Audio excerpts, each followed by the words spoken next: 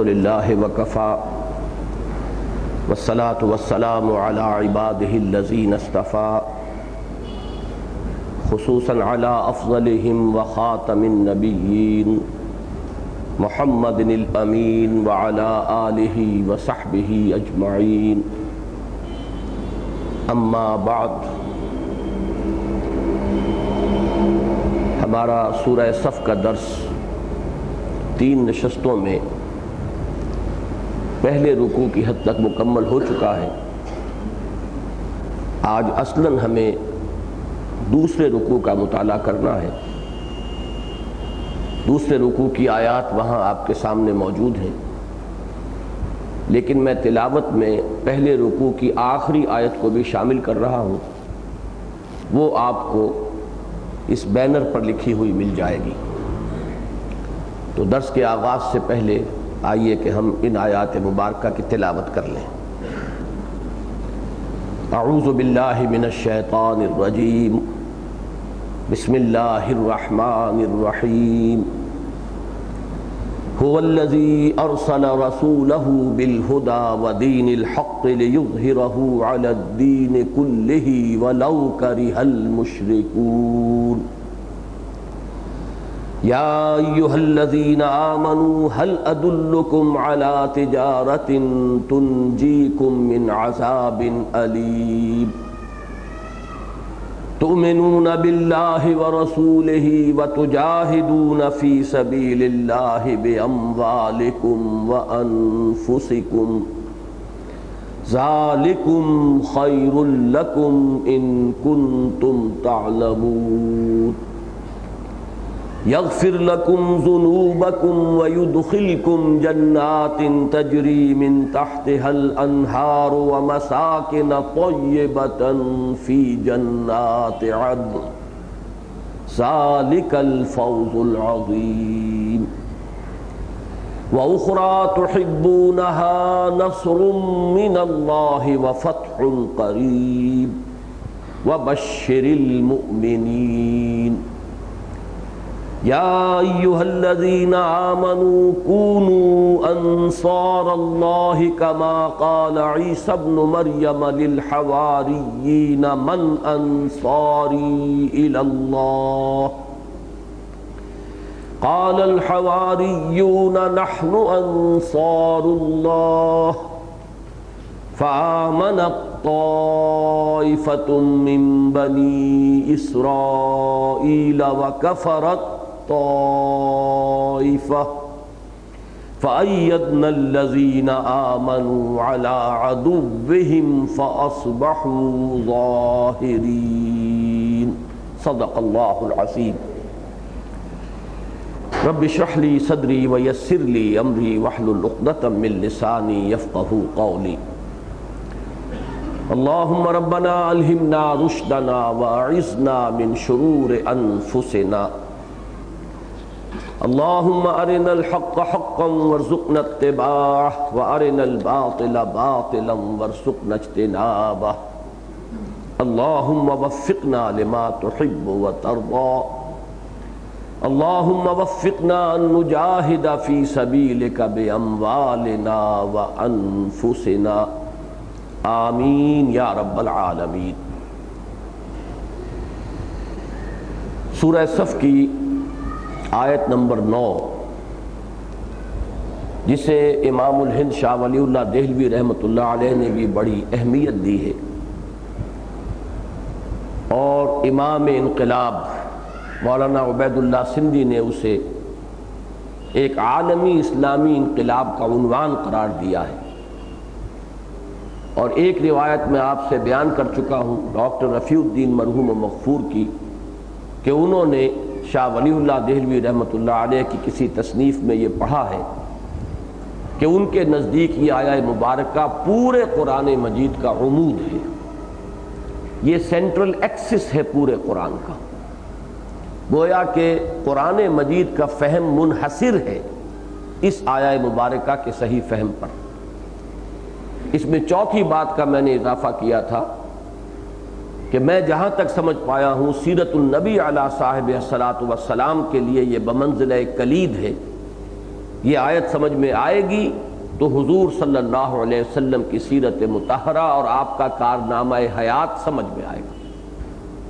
بہرحال اس آیہ مبارکہ پر دو طویل نشستوں میں تفصیلی گفتگو ہو چکی ہے، البتہ ایک آخری نقطہ اس کا باقی رہ گیا تھا، وہ بیان کر کے اب میں آگے چلوں گا، اور وہ یہ ہے کہ یہ تو معین ہو گیا کہ نبی اکرم صلی اللہ علیہ وسلم کے بعثت کا مقصد غلبہ دین ہے، دین کو، دین حق کو، اللہ کی اطاعت کے نظام کو پورے نظام زندگی پر غالب کر دینا، یہ ہے آپ کا مقصد بعثت۔ لیکن ایک سوال ذہن میں پیدا ہوتا ہے کہ حضور صلی اللہ علیہ وسلم کی حیات طیبہ میں یہ مقصد صرف جزیرہ نما عرب کی حد تک پورا ہوا، تو کیا یہ سمجھا جائے کہ حضور کا مقصد بعثت صرف جزیرہ نما عرب کی حد تک اللہ کے دین کو غالب کر دینا تھا، یا یہ حقیقت اپنی جگہ پر مسلم ہے کہ چونکہ آپ کی بعثت عالمی ہے، آفاقی ہے، پوری نوع انسانی کی طرف آپ بھیجے گئے، وَمَا أَرْسَلْنَاكَ إِلَّا كَافَّةً لِلنَّاسِ بَشِيرًا وَنَذِيرًا، تو اس کا منطقی نتیجہ تو یہ نکلتا ہے کہ اب پورے کرۂ ارضی پر اللہ کے دین کو غالب ہونا چاہیے، جو کہ حضور صلی اللہ علیہ وسلم کی حیات طیبہ میں نہیں ہوا۔ تو کیا یہ کہا جائے کہ حضور صلی اللہ علیہ وسلم کے انتقال سے قبل آپ کا مقصد بعثت پورا نہیں ہوا، اس میں کوئی کمی رہ گئی، یا ہنوز یہ شرمندہ تکمیل ہے؟ یہ بڑا ایک حساس معاملہ ہے، اس لیے کہ ہمیں حضور صلی اللہ علیہ وسلم کے ساتھ جو عقیدت ہے، محبت ہے، جو آپ کی عظمت کا نقش ہمارے قلب پر ہے، وہ ہمیں اس حقیقت کے بارے میں زبان کھولنے سے روکتا ہے۔ بلکہ پچھلے دنوں کچھ حوالے آئے تھے خمینی صاحب کی بعض کتابوں کے، جن میں یہ بات صراحت سے کہی گئی، اور اہل سنت نے پھر اس پر شدید رنج و غم کا اظہار کیا اور ناراضگی کا اظہار کیا کہ حضور کا مقصد بعثت حضور کی زندگی میں پورا نہیں ہو سکا، اس مقصد کی تکمیل تو ہوگی جب کہ امام مہدی آئیں گے۔ اس کو انہوں نے ایک طرح سے گویا کہ امامت کے نبوت و رسالت سے افضل ہونے کی دلیل کے طور پر بیان کیا۔ تو اب سوال یہ ہے کہ اس میں صحیح اور معتدل رائے کیا ہے؟ اس کو آپ یوں سمجھ سکتے ہیں کہ معاملہ ایسا نازک اور بین بین ہے کہ جیسے متکلمین نے صفات باری تعالیٰ کے بارے میں رائے قائم کی ہے، وہ مسئلہ بڑا باریک ہے صفات ذات حق سے جدا یا عین ذات، صفات کو ذات سے علیحدہ اور اضافی مانا جائے یا صفات کو ذات باری تعالیٰ کا جز مانا جائے۔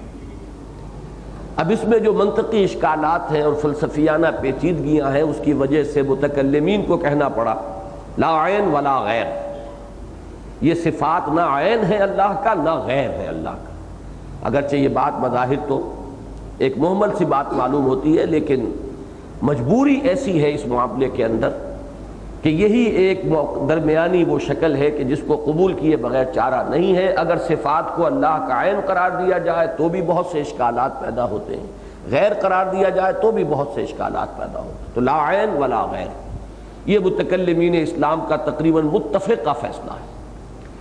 بالکل یہی بات یہاں ہے، ایک اعتبار سے حضور کا مقصد بعثت آپ کی حیات طیبہ میں کامل ہو گیا، ایک اعتبار سے ابھی وہ شرمندہ تکمیل ہے۔ یہ دونوں پہلو درست ہیں۔ کامل اس اعتبار سے ہو گیا کہ جزیرہ نما عرب پر اللہ کا دین غالب ہو گیا بالفعل، اور اس میں کمی کا بھی پہلو اس اعتبار سے ہے کہ ابھی اس کی توسیع ہونی ہے پورے کرۂ ارضی پر، عالمی سطح پر۔ یہ دونوں حقیقتیں اپنی جگہ پر مسلم ہیں۔ اب اس کو یوں سمجھیے کہ ہمارا جو ایک کانسیپٹ ہے 3 ڈائمینشنل اسپیس، یہ 3 ابعاد ہیں کہ جن سے ہمارا تصور بنتا ہے مکان کا۔ یہ ہال ہے مسجد کا، اس کی لمبائی ہے، چوڑائی ہے اور اونچائی ہے۔ اب یہ اونچائی ہر نقطے پر مکمل ہے، یہاں پر بھی وہی اونچائی ہے مکمل ہے، وہاں پر بھی وہی اونچائی ہے مکمل ہے۔ تو فرض کیجئے کہ جب اس کی تعمیر ہو رہی تھی تو ایک دیوار جب اپنی آخری اونچائی تک پہنچ گئی تو ہم کہیں گے یہ دیوار اپنی آخری اونچائی تک یا کامل اونچائی تک پہنچ گئی۔ ابھی اس کامل اونچائی پر اس پورے ہال کو پہنچانا، اس میں اب کوئی اضافی شے نہیں ہے۔ ایک ڈائمنشن کے اندر اب وہ لینتھ اینڈ بریڈتھ کے اندر اس کی توسیع ہوگی، جہاں تک ہائٹ ہے وہ مکمل ہو چکی ہے۔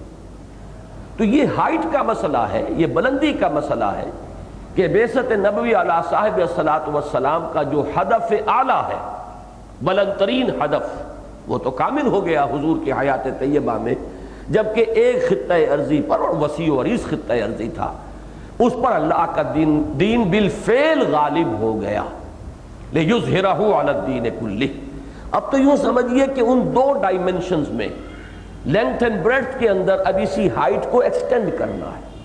اس اعتبار سے ہم یہ بھی کہہ سکتے ہیں کہ کامل ہو گیا آپ کا مقصد بعثت آپ کی حیات طیبہ میں، اور یہ بھی کہہ سکتے ہیں، میں علامہ اقبال کے اس شعر کا اس میں سہارا لیا کرتا ہوں کہ وقت فرصت ہے کہاں، کام ابھی باقی ہے، نور توحید کا اتمام ابھی باقی ہے۔ اب یہ اتمام وہی لفظ ہے کہ جو اس سورہ مبارکہ کی آیت نمبر 8 میں آ چکا ہے، یریدون لیطفئوا نور اللہ بافواہہم واللہ متم نورہ ولو کرہ الکافرون۔ اللہ اپنے نور کا اتمام فرما کر رہے گا چاہے کافروں کو کتنا ہی ناپسند ہو۔ تو یہ نور توحید کامل تو ہو گیا۔ حضور صلی اللہ علیہ وسلم کے زمانے میں اس نور توحید سے ایک وسیع و عریض خطہ، ایک جزیرہ نما عرب، لکھوکھا مربع میل کا علاقہ جو ہے وہ پوری طرح منور ہو گیا، اس اعتبار سے تو اتمام ہو گیا۔ لیکن ابھی تو صنم خانہ ہند باقی ہے، وہاں ابھی اس نور توحید کا اتمام ہونا ہے۔ ابھی تو یونان اور روم کے گاڈز اینڈ گاڈیسز اور ان کی مائتھولوجی جو ہے وہ برقرار ہے۔ ابھی تو ایران میں سنویت کا سکہ رواں ہے، تو شرک کے نظام جو ہے مختلف قسم کے پوری دنیا میں ہے۔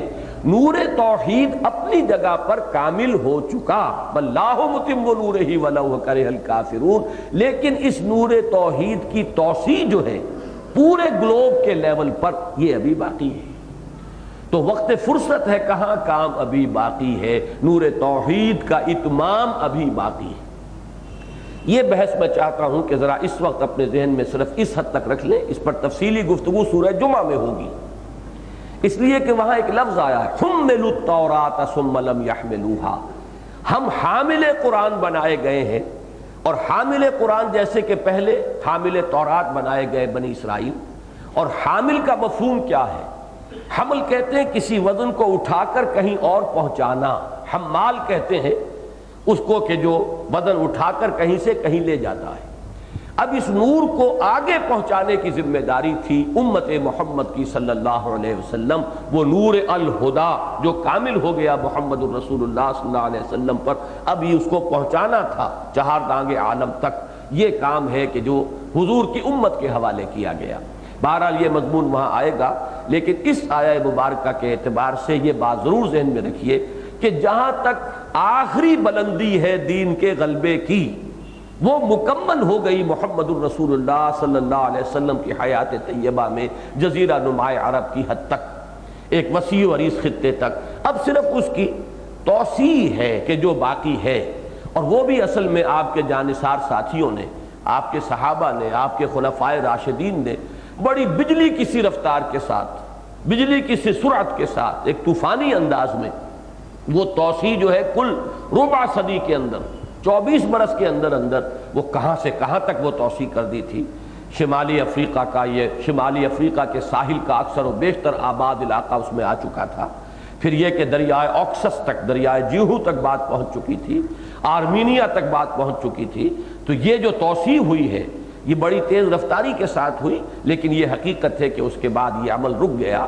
ایک انٹرنل سیبوٹاج، اندرونی ایک سازش کے نتیجے میں مسلمانوں میں سرپھٹول ہو گیا، آپس میں ٹکرا گئے، اور وہ عمل رک گیا۔ اس کے بعد سے پسپائی شروع ہوئی، اور وہ پسپائی جو ہے اب اس انتہا کو پہنچی ہوئی ہے کہ آج ہم پورے کرۂ ارضی پر 1 انچ زمین بھی نہیں دکھا سکتے جس کے بارے میں ہم دعویٰ کر سکیں کہ یہاں اللہ کا دین بتمام و کمال غالب ہے۔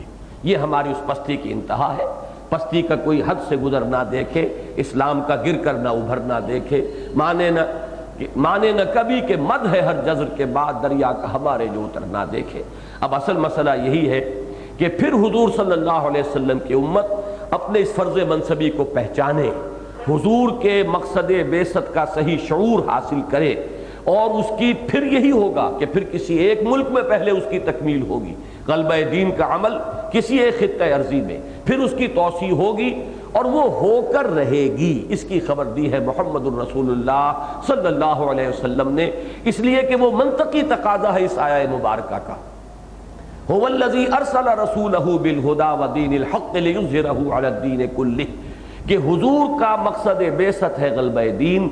اس کو صغرا شمار کیجئے، جو منطق میں کہتے ہیں پریمیسیز جن کو کہتے ہیں، مقدمات صغرا اور کبرا۔ اور کبرا کیا ہوگا کہ آپ کی بعثت ہوئی پورے عالم انسانی کے لیے، وما ارسلناک الا کافۃ للناس بشیرا ونذیرا۔ اس صغرا کبرا کو جوڑیے تو نتیجہ نکلے گا کہ منطقی نتیجہ اس کا یہی ہے کہ پورے عالم ارضی، پورے عالم انسانی پر اللہ کا دین غالب ہو کر رہے گا۔ یہ تو ہے منطقی نتیجہ قرآن مجید کی آیات سے، اور حضور نے اس کی خبر دی ہے پیشین گوئی کے طور پر۔ دو حدیثیں ہیں جن کو میں نے کوٹ بھی کیا ہے اپنی اس کتاب میں، استحکام پاکستان نامی کتاب میں۔ ایک میں حضور فرماتے ہیں کہ میرے لیے پوری زمین لپیٹ دی گئی اور مجھے اس کے مشارق اور مغارب دکھا دیے گئے، اور جہاں جہاں بھی میری نگاہ پہنچی ہے، جو جو زمین کے حصے مجھے دکھائے گئے، وہاں تک میرا دین پہنچ کر رہے گا۔ اور ایک حدیث کے الفاظ یہ ہیں کہ روئے ارضی پر کوئی گھر باقی نہیں رہے گا، خواہ وہ اینٹ اور گارے کا بنا ہوا گھر ہو، اور خواہ وہ جانوروں کے اون سے بنے ہوئے کمبلوں کے خیمے ہوں، جن میں اللہ کا دین داخل نہ ہو جائے گا، چاہے وہ عز عزیز کی شکل میں ہو یا ذل ذلیل کی شکل میں۔ یعنی چاہے تو اس گھر والے یا اس خیمے والے اسلام کو قبول کر لیں گے تو باعزت ہوں گے، وَلِلَّهِ الْعِزَّةُ وَلِرَسُولِهِ وَلِلْمُؤْمِنِينَ، یہ تو ہوگا بِعِزِّ عزیز۔ یا پھر اگر وہ اسلام قبول نہیں کریں گے تو انہیں چھوٹا ہونا پڑے گا، جیسے کہ سورہ توبہ میں فرمایا یعطوا الجزیۃ عن ید وہم صاغرون، اپنے ہاتھ سے جزیہ پیش کرنا ہوگا، چھوٹے ہو کر رہنا ہوگا، اللہ کے دین کی بالادستی کو قبول کرنا ہوگا۔ یہ گویا کہ ذل ذلیل ہے۔ بہرحال اللہ کا دین غالب ہو کر رہے گا پورے کرۂ ارضی پر، یہ خبر ہے جو دی ہے محمد الرسول اللہ صلی اللہ علیہ وسلم نے۔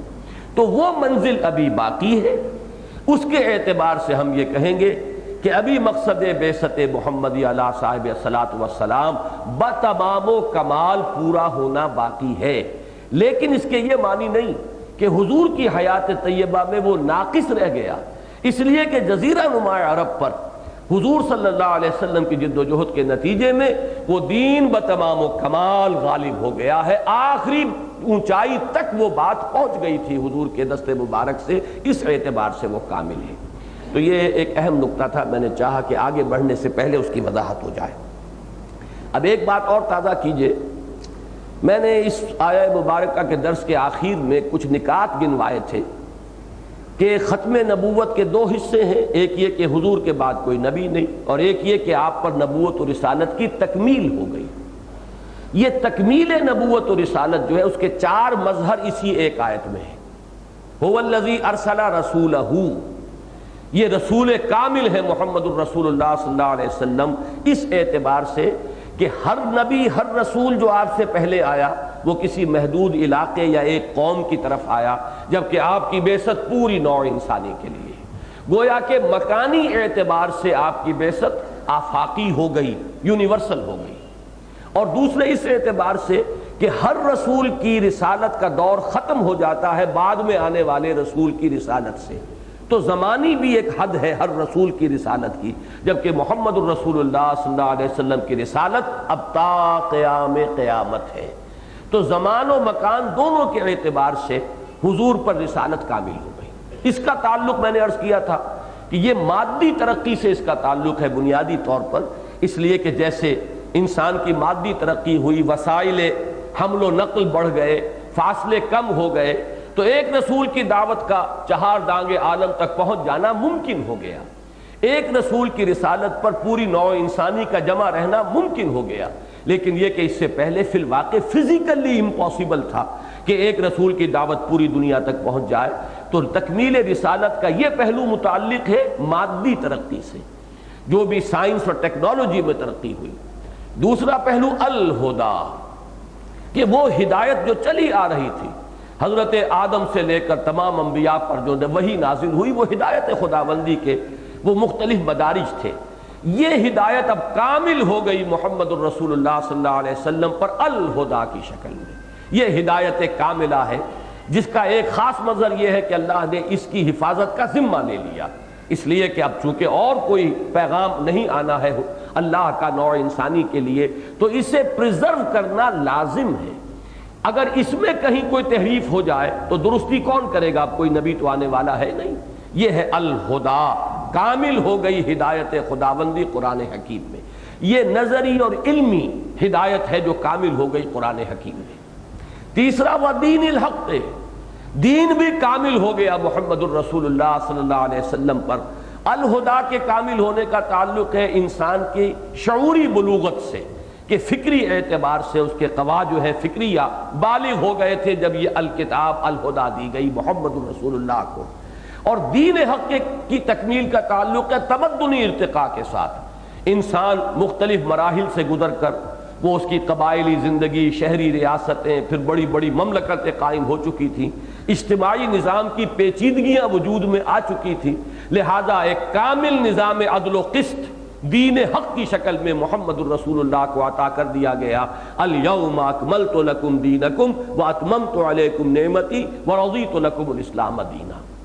چوتھا مظہر لیظہرہ علی الدین کلہ، اس لیے کہ دین کا بالفعل غلبہ، یہ گویا کہ تکمیل رسالت کا وہ مظہر ہے کہ جو ہمیں آپ سے پہلے کسی رسول کے ہاں نظر نہیں آتا۔ ہر رسول کی جد و جہد اسی سمت میں تھی، اسی کے لیے کوشش کرتے رہے، لیکن یہ ہے کہ مختلف انبیاء کرام اور اللہ تعالیٰ کے اولو العزم پیغمبروں کی جب ہم سیرتوں کا مطالعہ کرتے ہیں، ان کے جو حالات آئے ہیں قرآن مجید میں، تو معلوم ہوتا ہے کوئی ابتدائی مراحل تک بات رہ گئی، کوئی درمیانی مرحلے تک بات پہنچی، لیکن یہ تکمیلی کیفیت کہ دین حق بالفعل غالب ہو جائے، ایک وسیع و عریض خطے میں اللہ کی حکومت بالفعل قائم ہو جائے، یہ صرف محمد الرسول اللہ صلی اللہ علیہ وسلم کی شان مبارک ہے۔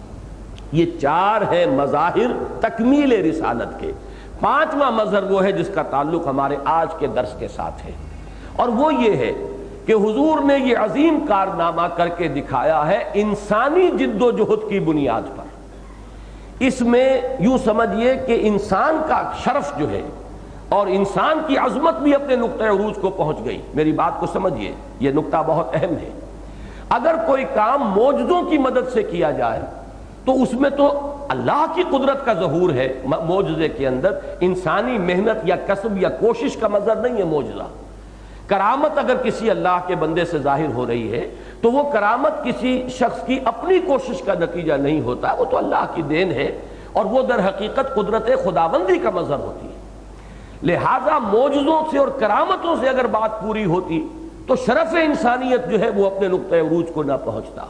ہمیں سیرت محمدی علیہ صاحب الصلاۃ والسلام میں جو بات سب سے نمایاں نظر آتی ہے کہ یہ سب اچیومنٹ جو ہے یہ انسانی جد و جہد، انسانی محنت، انسانی سطح پر کوشش اور کشمکش اور تصادم، جان اور مال کی قربانی دے کر، ویسے یہ کہ اللہ تعالیٰ کی نصرت آئی ہے اس میں کوئی شک نہیں، وہ نصرت آج بھی آ سکتی ہے اللہ کی، اس کا دروازہ بند نہیں ہے، لیکن وہ قدم قدم پر معجزے کا آ جانا، جیسے کہ حضرت موسیٰ علیہ السلام کی حیات طیبہ میں اور بنی اسرائیل کی تاریخ میں نظر آ رہا ہے، یا جیسے حصی معجزات حضرت مسیح علیہ السلام کو دے دیے گئے، ویسے معجزات آپ کو سیرت النبی میں نظر نہیں آئیں گے کہ اگر آگے سمندر آ گیا اور پیچھے دشمن آ رہا ہے تو سمندر کا پھٹ جانا عصائے موسیٰ کی ضرب سے، یہ ایک ایسا کھلا کھلا خرق عادت واقعہ ہے، یہ کسی انسانی جد و جہد اور کوشش کا نتیجہ نہیں ہے، تو قدرت خداوندی کا ایک مظہر ہے۔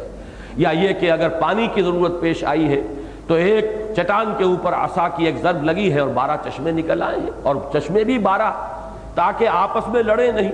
وہ بات نہ ہو کہ جو مولانا حالی نے کہی ہے کہ کہیں پانی پینے پلانے پہ جھگڑا، کہیں گھوڑا آگے بڑھانے پہ جھگڑا، 12 قبیلے تھے 12 چشمے، قد علم کل اناس مشربہم، ہر قبیلے نے اپنا اپنا جو ہے گھاٹ معین کر لیا. تو ظاہر بات ہے یہ کسی انسانی کوشش کا نتیجہ نہیں ہے، یہ تو در حقیقت مظہر ہے قدرت خداوندی کا. لیکن محمد الرسول اللہ صلی اللہ علیہ وسلم کی یہ پوری جد و جہد، اس کا نمایاں ترین نقطہ یہی ہے اگر آپ سیرت کا مطالعہ کریں کہ یہ خالص انسانی سطح پر.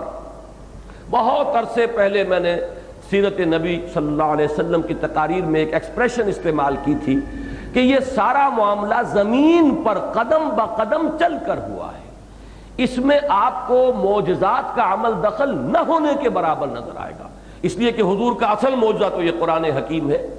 باقی یہ ہے کہ خرق عادت، جب اولیاء اللہ سے کرامات کا ظہور ہوتا ہے تو حضور سے بھی کرامات اور معجزات کا ظہور ہوا ہے اور بہت ہوا ہے. لیکن وہ جد و جہد جو ہے اگر آپ اس کا جائزہ لیں گے تو یہ خالص ہیومن ایفرٹ معلوم ہوتی ہے. یہاں تک کہ حضور صلی اللہ علیہ وسلم کے اپنے دندان مبارک شہید ہوئے، حضور صلی اللہ علیہ وسلم کا اپنا جسم مبارک لہو لہان ہوا، اور آپ جو ہے طائف کے اندر جو بھی آپ کا معاملہ ہوا ہے، کوئی پروٹیکشن اللہ کی طرف سے، کوئی فرشتوں کی حفاظت آپ کو اللہ کی طرف سے نہیں ملی، تاکہ وہ ہیومن ایفرٹ.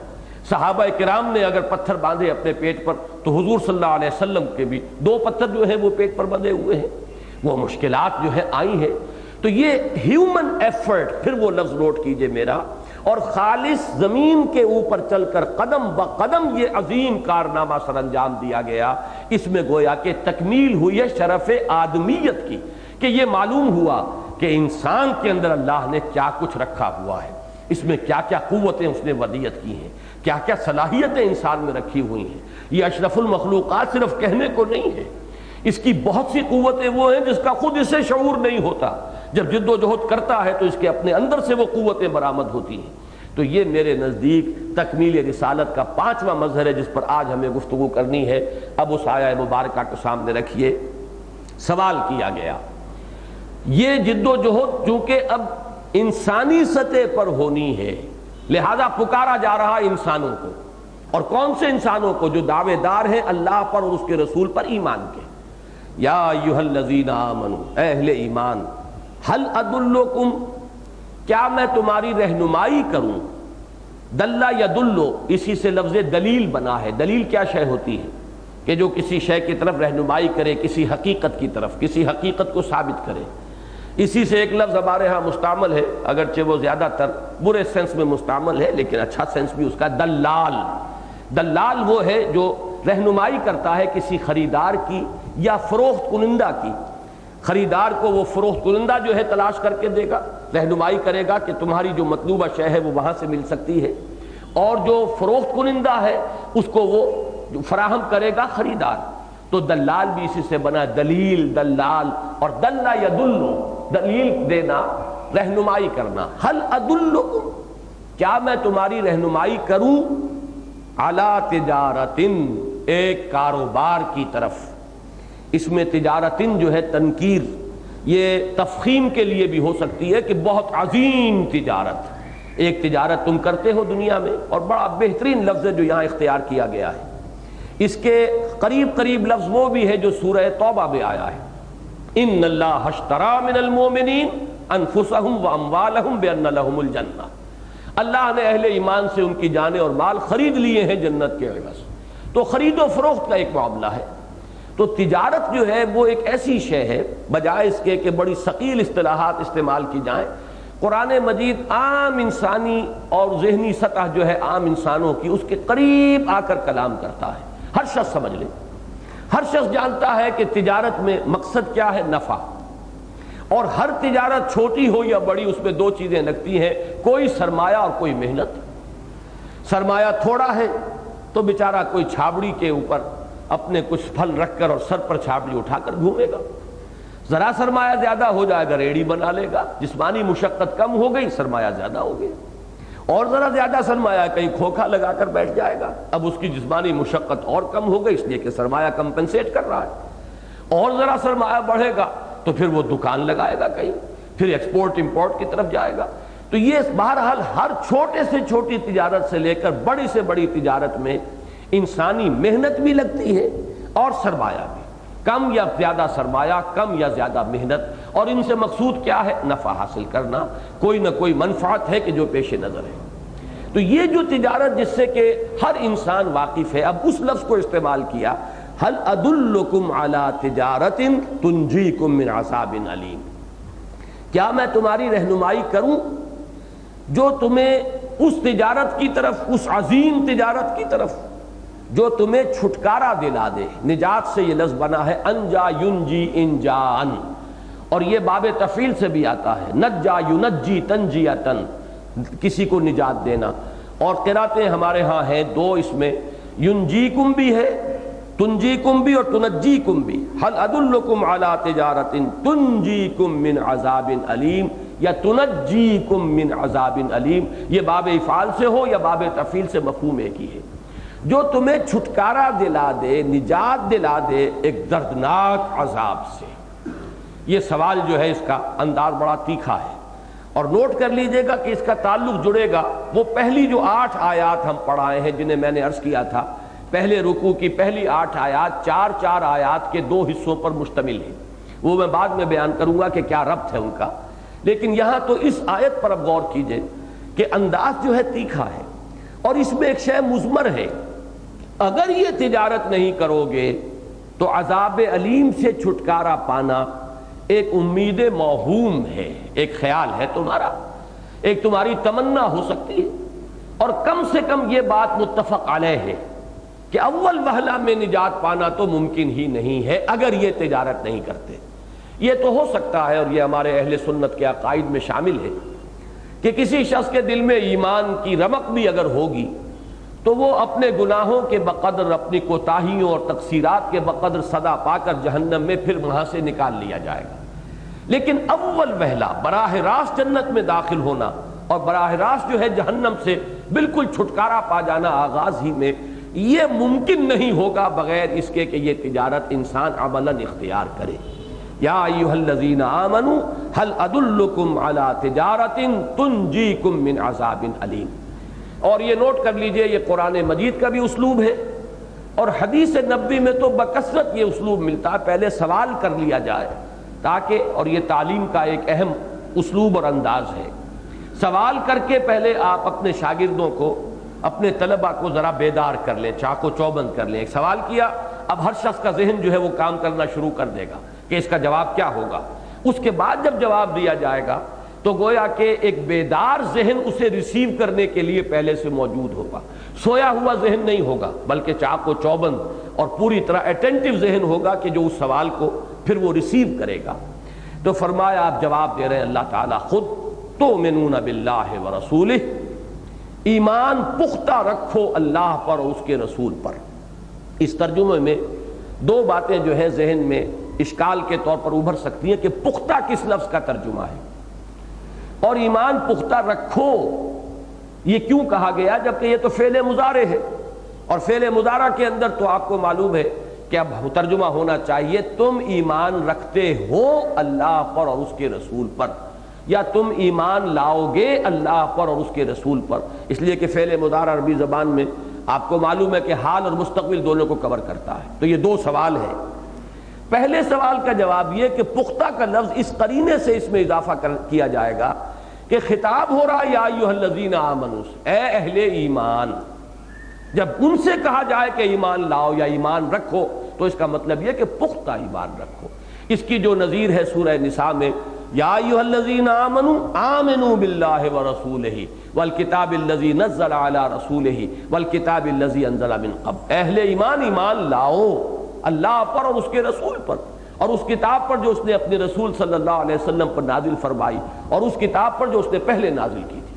تو معلوم ہوا کہ اہل ایمان سے بھی مطالبہ کیا جاتا ہے ایمان لانے کا، اور سورہ حدید میں اس کی مثال آپ کو دے ہی چکا ہوں کہ ان صورتوں کے مخاطب تو صرف مسلمان ہیں۔ ان میں اہل کتاب سے صرف ایک استثناء سورہ جمعہ میں آپ کو ملے گی ایک آیت کہ جس میں بظاہر خطاب اہل کتاب سے ہے، ورنہ خطاب جو ہے نہ کفار سے ہے، نہ مشرکین سے ہے، نہ اہل کتاب سے ہے، نہ یہود سے ہے، نہ نصارہ سے ہے، اہل ایمان سے ہے۔ تو سورہ حدید کی بھی آیت نمبر 7 شروع ہوئی تھی آمنوا باللہ ورسولہ وانفقوا مما جعلکم مستخلفین فیہ، تو وہاں بھی مخاطب کون تھے؟ مسلمان۔ یہاں وہ بات اور کھل گئی، یا ایھا الذین آمنوا ھل ادلکم علی تجارۃ تنجیکم من عذاب علیم تؤمنون باللہ ورسولہ وتجاہدون فی سبیل اللہ۔ اس پر اجماع ہے، تمام مترجمین نے، مفسرین نے اسے فعل امر کے معنی میں لیا ہے۔ بظاہر یہ فعل مضارع ہے، لیکن یہ فعل امر کے مفہوم میں، اور یہ ہر زبان کے اندر اسلوب موجود ہوتا ہے کہ جہاں زیادہ تاکید دینی ہو، آپ اگر انگریزی میں کہتے ہیں ڈو اٹ، اب یہ ڈو اٹ جو ہے یہ فعل امر ہے، کرو اس کام کو، and you will do it.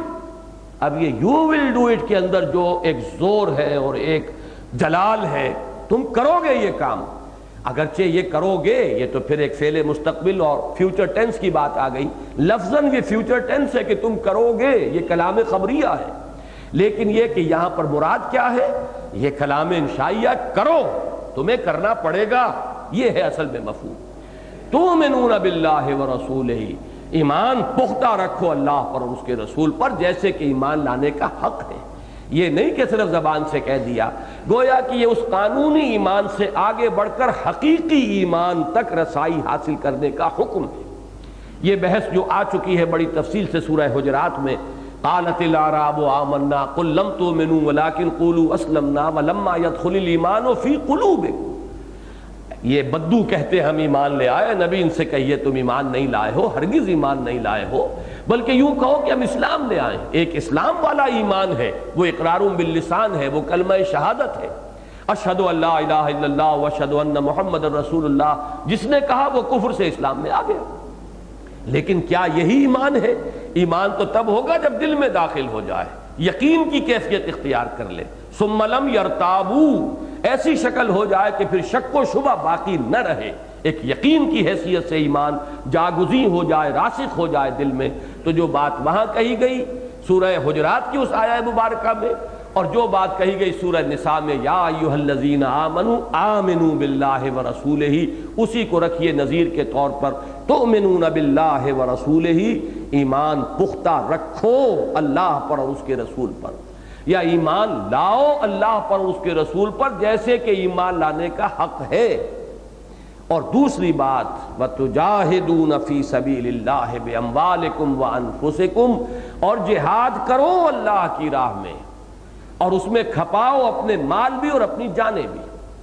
میں سب سے پہلے تو یہ چاہوں گا، کیونکہ یہ ہمارا تسلسل والا درس ہے، ویسے تو ان صورتوں کا میں نے بارہا درس دیا ہے، لیکن چونکہ اب یہ تسلسل والے درس میں یہ صورتیں آ گئی ہیں اور ان آیات مبارکہ کا درس ہو رہا ہے، تو وہ جو میں عرض کرتا رہا ہوں پچھلے تینوں دروس میں، سورہ حدید جو ام المسبحات ہے، اس کے ساتھ مشابہت جو ہے ہر قدم پر نوٹ کرتے چلے جائیے۔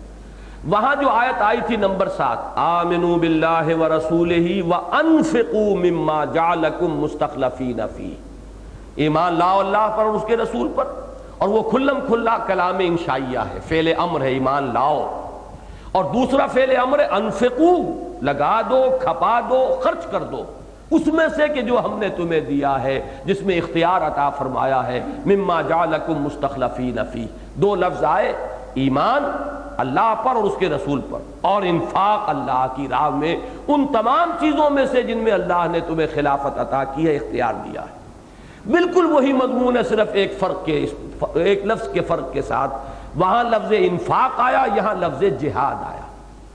انفاق کا بھی میں نے عرض کیا تھا کہ دونوں حصے اس میں شامل ہیں، انفاق مال خرچ کرنا، اور بذل نفس، جان کھپانا، اس لیے کہ جان کھپا کر ہی تو انسان مال بناتا ہے، اور اگر مال آپ کے پاس ہے تو آپ لوگوں کی توانائیاں ہائر کر سکتے ہیں، صلاحیتیں خرید سکتے ہیں۔ لہذا پیسہ اور توانائی، انسانی توانائی، human potential, human energy, human capabilities, یہ دونوں باہم ایک ہی شے ہیں۔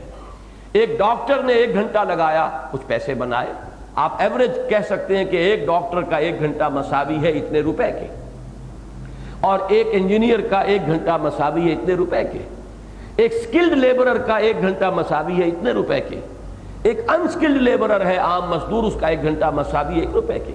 اب اگر یہ لوگ 1 گھنٹہ اللہ کے دین میں لگا رہے ہیں تو گویا کہ انہوں نے اتنے ہی پیسے اللہ کی راہ میں خرچ کر دیے۔ تو انفاق مال اور بذل نفس، یہ ہماری جو بیعت کے الفاظ ہم نے اختیار کیے ہیں تنظیم اسلامی کے شمولیت کے لیے، اس میں یہ لفظ آتا ہے اللہ تعالیٰ سے عہد کے ضمن میں کہ میں اللہ سے عہد کرتا ہوں اجاہد فی سبیلہ، اللہ تعالیٰ کی راہ میں جہاد کروں گا، جہد استطاعتی، جتنی بھی میرے اندر استطاعت ہے، طاقت ہے، ہمت ہے، اس کی شرح کی گئی ہے وَأُنفِقَ مَالِي وَأَبْذُلَ نَفْسِي لِإِقَامَةِ دِينِهِ وَإِعْلَاءِ كَلِمَتِهِ، اور میں اپنا مال بھی خرچ کروں گا اور اپنی جان بھی کھپاؤں گا اللہ کے دین کو قائم کرنے کے لیے اور اس کے کلمے کی سربلندی کے لیے۔ تو انفاق کے بھی دو حصے کر لیجئے، انفاق مال، انفاق جان، جان اور مال کا کھپانا، یہی ہے جہاد، جہاد بالمال، جہاد بالنفس، کھپانا اپنی جان کا بھی اور کھپانا اپنے مال کا بھی اللہ کی راہ میں اللہ کے لیے جہاد کرتے ہوئے۔ تو مضمون ایک ہی ہے، صرف اسلوب کا فرق ہے کہ ایک پھول کا مضمون ہو تو 100 رنگ سے باندھو۔ تؤمنون باللہ ورسولہ وتجاہدون فی سبیل اللہ باموالکم وانفسکم ذالکم خیر لکم ان کنتم تعلمون، یہی تمہارے لیے بہتر ہے اگر تم علم رکھتے ہو۔ اب یہاں علم سے کیا مراد ہے؟ ایک علم ہے دنیاوی علم، بہت بڑا سائنسدان ہے، بہت بڑا عالم ہے۔ ایک علم ہے حقیقت کا علم۔ علم الحقائق کیا ہے؟ علم الحقیقت سب سے پہلے اپنے رب کو پہچاننا، علم الحقیقت سب اپنی زندگی کی حقیقت کو پہچاننا کہ میری اصل زندگی ہے ان الدار الآخرۃ لہی الحیوان لو کانوا یعلمون، اصل زندگی تو آخرت کی زندگی ہے، کاش کہ انہیں معلوم ہوتا۔ تو اگر یہ حقیقی علم حاصل ہے تو تمہیں خود بخود یقین ہو جائے گا کہ یہ سب سے بڑے نفع کا سودا ہے، اور اگر اس حقیقت کے علم میں کمی ہے تو آدمی گھبرائے گا، اس لیے کہ یہی جان اور مال کھپا کر میں پیسہ بنا سکتا ہوں، یہی جان اور مال کھپا کر اس دنیا میں ترقی کر سکتا ہوں، یہی جان اور مال کھپا کر اپنے پروفیشن میں شائن کر سکتا ہوں، یہی جان اور مال کھپا کر دنیا میں اقتدار یا اہمیت کی جو حیثیت ہے، مقامات ہیں، وہ حاصل کر سکتا ہوں۔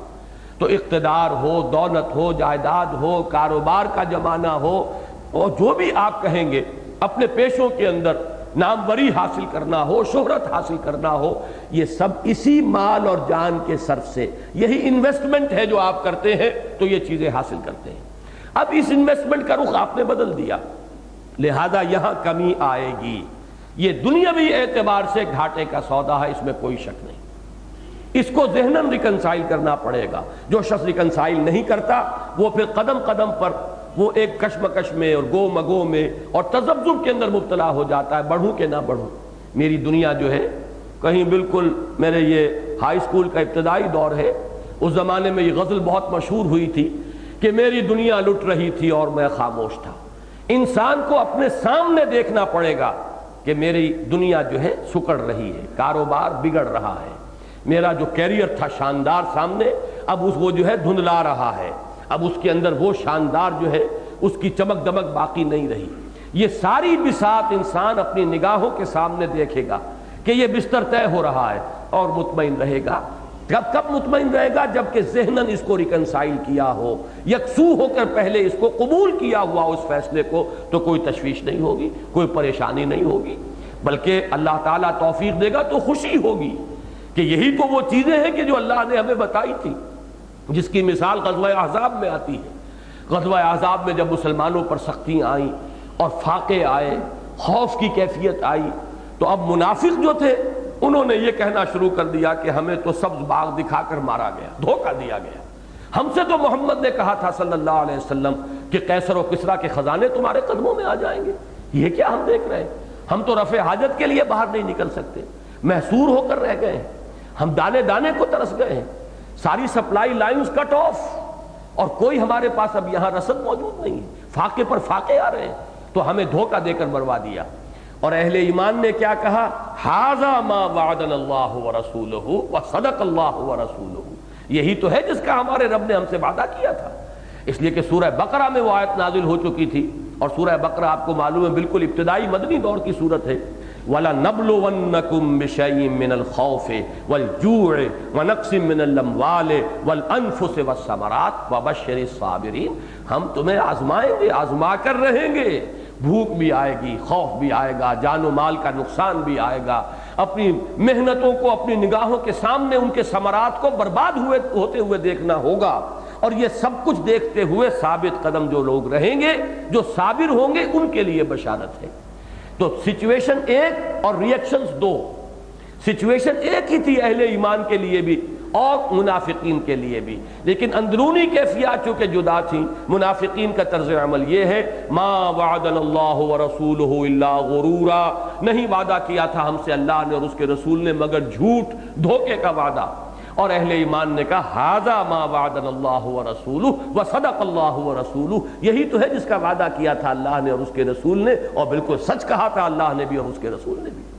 وہ بات ہے جو میں نے عرض کی ہے، ذالکم خیر لکم ان کنتم تعلمون۔ اب یہ ان کنتم تعلمون شرط ہے، اگر تمہیں علم حاصل ہے۔ کون سا علم؟ آپ دنیا میں بھی ایک لفظ استعمال کرتے ہیں ورلڈلی وائز، ایک شخص بڑا ذہین ہے، چالاک ہے، ہوشیار ہے، لیکن اس کی ساری وزڈم جو ہے اس دنیا کے معاملے میں ہے، عاقبت کو اور آخرت کو بھولا ہوا ہے۔ اس کے اعتبار سے معلوم ہوتا ہے اس سے زیادہ کودن کوئی نہیں، لیکن دنیا میں بڑا کامیاب ہے، چال باز ہے، ہوشیار ہے، قدم قدم پر جو ہے وہ راستہ نکال لیتا ہے، بائی ہک اور بائی کرک، جس طرح بھی ہو وہ اپنے لیے راستہ بناتا چلا جاتا ہے۔ تو آپ اسے کہتے ہیں ورلڈلی وائز، دنیا کے اعتبار سے بہت ہی ذہین ہے، لیکن اصل ذہانت یہ نہیں ہے۔ اصل ذہانت تو اس کی ہے، اس سے ذرا پیاری حدیث یاد آئی، کیس کہتے ہیں ہوشیار آدمی، سمجھدار آدمی۔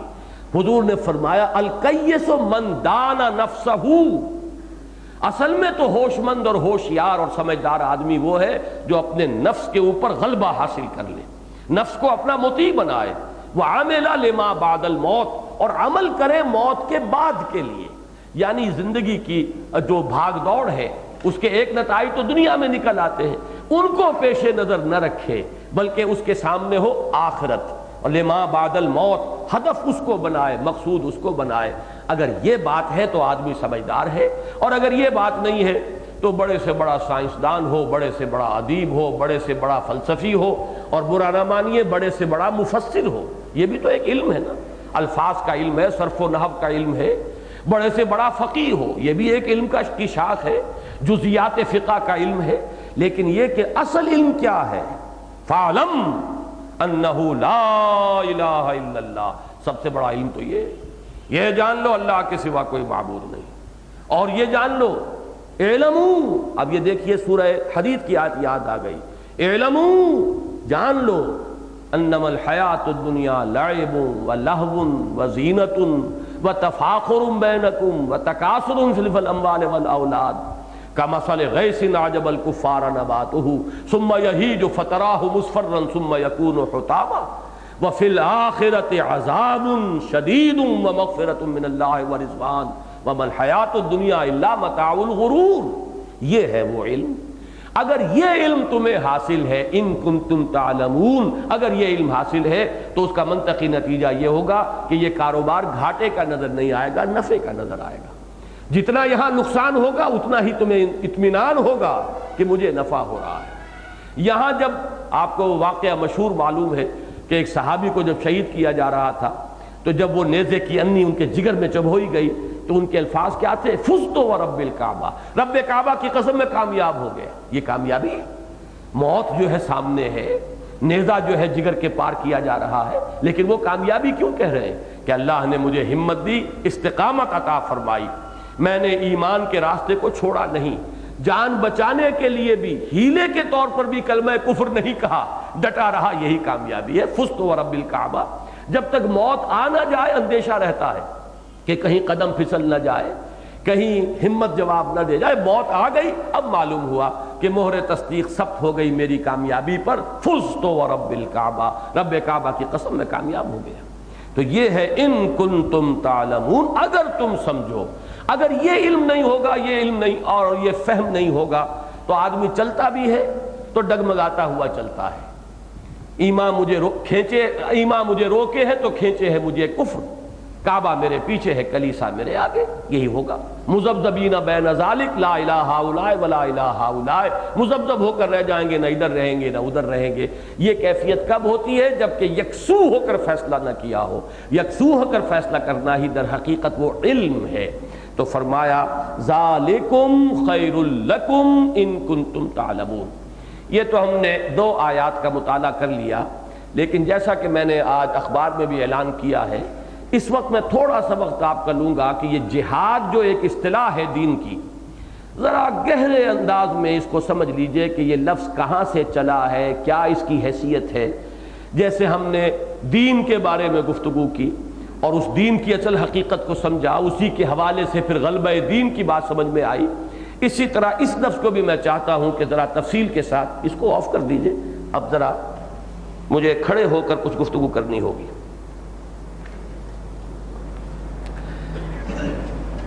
دیکھیے، جیسا کہ میں نے اس سے پہلے بھی عرض کیا ہے، عربی زبان کے 999 فی ہزار الفاظ کا ایک 6 حرفی مادہ ہوتا ہے، اسی سے لفظ بنتے چلے جاتے ہیں، جس کو آپ 3 لیٹرڈ روٹ کہتے ہیں، وہ مادہ ہے 6 حرفی۔ اس جہاد کا مادہ کیا ہے؟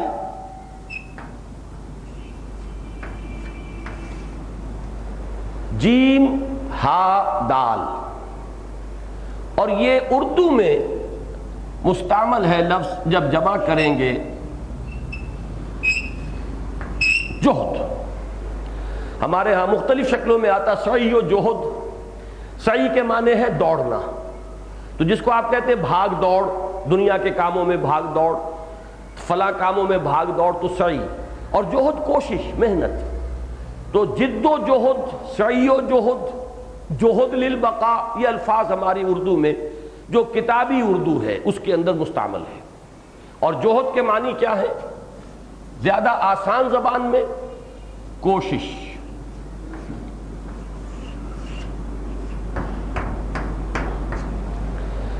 اب اس عربی زبان میں جیسا کہ آپ کو معلوم ہے کہ مختلف ابواب میں جب مصدر بنیں گے تو مفہوم کے اندر کچھ تبدیلی آئے گی، جڑ قائم رہے گی۔ اصلھا ثابت و فروھا فی السماء، جڑ اپنی جگہ سے نہیں ہلے گی، لیکن یہ کہ اس کی شاخیں جو ہے پھیلتی جائیں گی۔ جہد سے مجاہدہ،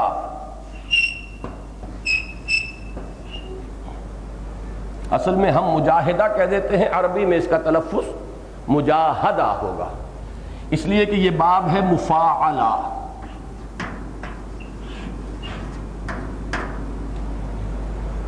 اور اسی کا جہاد۔ اس کے لیے میں چند مثالیں پہلے دے دوں۔ قتل، مقاتلہ،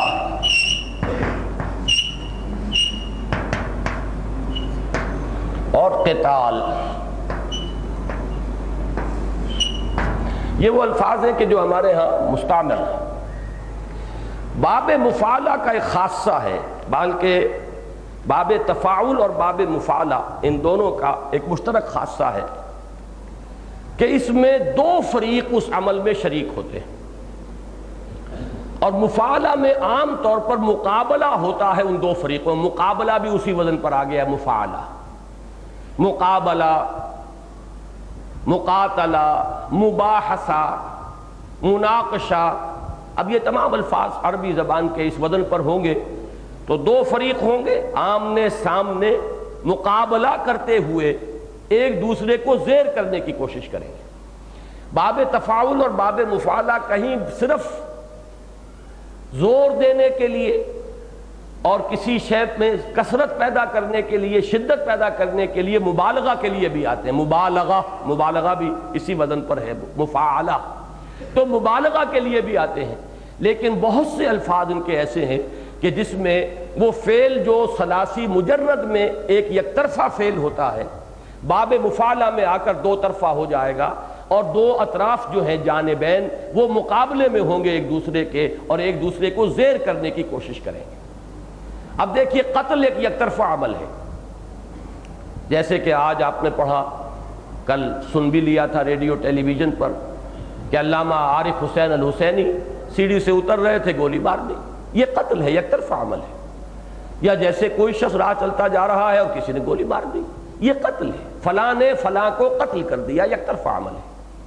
قتال یا مقاتلہ کہیں گے جب دو فریق آمنے سامنے آ جائیں ایک دوسرے کو قتل کرنے کے۔ قتال کے معنی جنگ ہے، مقاتلہ جنگ ہے، جنگ میں دو فریق ہوں گے اور وہ اس کو قتل کرنے کے درپے ہے، یہ اس کو قتل کرنے کے درپے ہے، یہ اگر غالب آ جائے گا اسے قتل کر دے گا، یہ غالب آئے گا اس کو قتل کر دے گا۔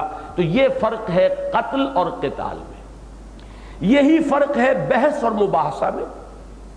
بحث ایک شخص کر رہا ہے لیکن مباحثہ اب دو فریقوں کے درمیان ہوگا، جیسے کہ آپ کے ہاں ڈیبیٹس ہوتی ہیں کالجوں کے اندر، ایک پروپوزیشن ہے، ایک اس کے حق میں بول رہا ہے، ایک اس کے خلاف بول رہا ہے، وہ اس کے حق میں دلیل لا رہا ہے، مخالف کی دلیلوں کو کاٹ رہا ہے، یہ اپنے حق میں دلیل لا رہا ہے اور جو ادھر فریق ثانی ہے اس کی دلیلوں کو کاٹ، یہ مباحثہ ہے۔ تو مقابلہ، مباحثہ، اب اس پر قیاس کیجئے تو جہاد کے اور مجاہدے کے معنی کیا ہو جائیں گے؟ اگر غلط العام کا میں لفظ استعمال کروں تو وہ ہوگا کشمکش، لیکن کشمکش اصل میں ہمارے ہاں تو مستعمل ہے اردو میں اس معنی میں، اصل فارسی میں اس کا ترجمہ وہ نہیں ہے۔ کشمکش تو یہ ہے کہ متردد ہو جائے، کش کھینچو، مکش مت کھینچو، چلو نہ چلو، کرو نہ کرو، یہ جو انسان متردد ہو جاتا ہے وہ ہے کیفیت۔ اسی کشمکش میں گزری میری زندگی کی راتیں، کبھی پیچ و تاب راضی، کبھی سوز و ساز رومی۔ تو یہ پیچ و تاب راضی جو ہے کبھی وہ مجھے کھینچتی ہے، کبھی یہ مجھے کھینچتی ہے، تو اس طرح کی ایک کشمکش میں میری زندگی گزر رہی ہے۔ لیکن صحیح لفظ ہے کشاکش۔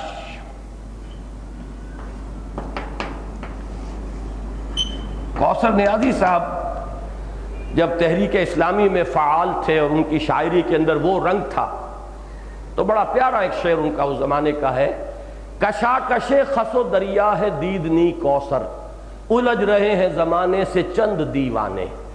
جب بھی کوئی انقلابی جد و جہد ہوتی ہے محسوس ہوتا ہے چند دیوانے ہیں، فینیٹکس ہیں، وہ الجھ رہے پورے زمانے کے ساتھ۔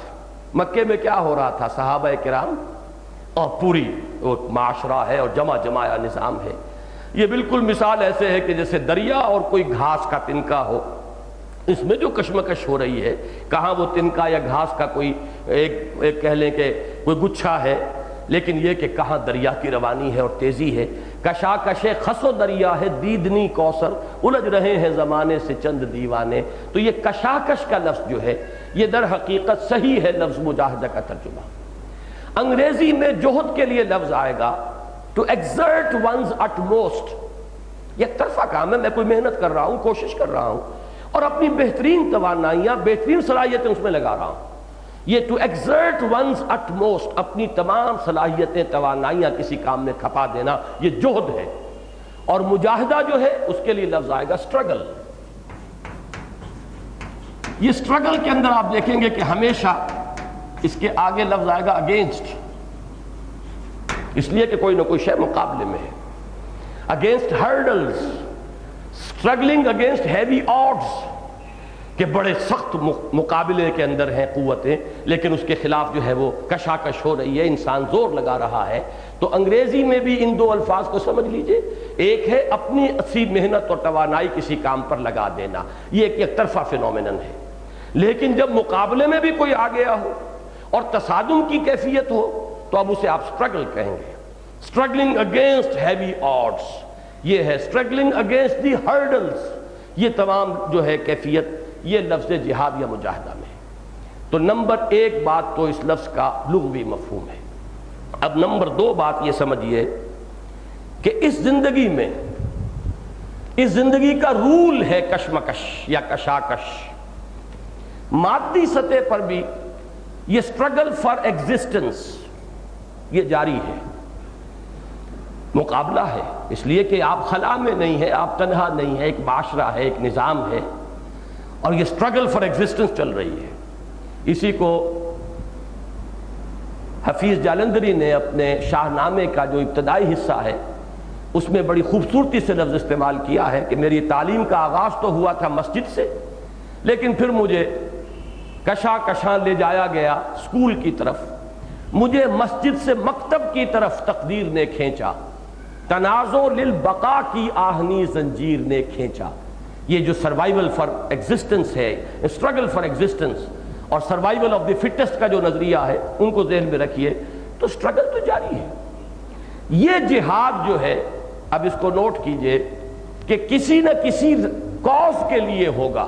آدمی جب محنت کر رہا ہے تو کوئی مقصد اس کے سامنے ہے، جب تصادم کے اندر وہ شامل ہوا ہے، مقابلہ کر رہا ہے، تو کوئی نہ کوئی کاز ہوگا، اور دونوں فریقین کا کاز موجود ہوگا۔ ایک شخص ہے جو جمہوریت کے لیے کوشش کر رہا ہے، وہ مجاہد فی سبیل الجمہوریہ ہے۔ ایک شخص ہے جو آمریت کے لیے کوشش کر رہا ہے، ایک شخص ہے جو کیپٹلزم کا قائل ہے، سرمایہ داری کے نظام کو باقی رکھنا چاہتا ہے یا قائم کرنا چاہتا ہے، ایک شخص ہے جو اشتراکیت کا قائل ہے اور اس کا معاشی نظام برپا کرنا چاہتا ہے، وہ بھی مجاہد ہے، یہ بھی مجاہد ہے۔ یہ مجاہد ہے فی سبیل الاشتراکیہ۔ ایک شخص ہے جو اسلام کا نظام قائم کرنا چاہتا ہے، وہ بھی مجاہد ہے، وہ مجاہد فی سبیل اللہ ہے، مجاہد فی سبیل الاسلام ہے، مجاہد فی سبیل التوحید ہے۔ ایک شیطان کا کاز جو ہے اس کو وہ پروموٹ کر رہا ہے، شیطان کی باتیں پھیلا رہا ہے، شیطان کے مقاصد کا وہ اعلی کار بن گیا ہے، وہ مجاہد فی سبیل الطاغوت ہے، وہ شیطان کے راستے کا مجاہد ہے۔ تو مجاہد تو ہر شخص ہے، کوئی بھی انسان، باشعور انسان، ویسے تو بے شعور بھی، حیوانی سطح پر بھی وہ سٹرگل کر رہا ہے ایگزسٹنس کے لیے، معاش کے لیے۔ معاش بھی آسانی سے حاصل نہیں ہوتی، آپ کو معلوم ہے دکاندار اور گاہک کے درمیان ایک کشاکش چلتی ہے۔ دکاندار چاہتا ہے میکسیمم پروفٹ اس سے ایکسٹریکٹ کر لینا، اور گاہک چاہتا ہے کہ کم سے کم نفع دے، بلکہ اگر داؤ لگ جائے تو اس کو نقصان پہنچا کر مال لے لے۔ یہ کشمکش ہے، کشاکش ہے، مقابلہ ہو رہا ہے، ہر سطح پر مقابلہ ہے۔ کہیں تعلیمی میدان میں مقابلہ ہو رہا ہے، کہیں کوئی پوسٹ ایڈورٹائز ہوئی ہیں اس کا مقابلہ ہو رہا ہے، ہر ایک اپنا داؤ لگا رہا ہے، جو سفارش جس کے پاس ہے وہ اس کو بروئے کار لا رہا ہے۔ تو ہر میدان میں، ہر سطح پر، خالص حیوانی سطح پر، حیوانی سطح ہی پر تو اس آرگینک ایوولوشن کے لیے ڈارون نے یہ دو اصطلاحات استعمال کی، struggle for existence and survival of the fittest, یہ دو اصطلاحات ہیں۔ سارا فلسفہ جو ہے ڈارون کا ان دو اصطلاحات کے اوپر ہے۔ تو اس میں کوئی شک نہیں کہ اس کی یہ آبزرویشن جو ہے وہ تو صحیح ہے کہ ایک سٹرگل ہے، ایک کشمکش ہے، ایک جد و جہد ہے جو حیوانی سطح پر جاری ہے، اور یہی در حقیقت وہ جہاد ہے للبقاء، جہد للبقاء۔ البتہ یہ ہے کہ اس سے آگے نظریاتی سطح پر تصادم ہے۔ ایک شخص توحید کا قائل ہے، اسے پھیلا رہا ہے، ایک شرک کا قائل ہے، اس کا پرچار کر رہا ہے۔ یہ جہاد ہو رہا ہے اعتقادی سطح پر، یہ تقابل ہے، مقابلہ ہے، جد و جہد ہو رہی ہے اس کی طرف سے بھی، اس کی طرف سے بھی۔ پھر یہ ہے کہ ایک نظام کے لیے جد و جہد ہو رہی ہے۔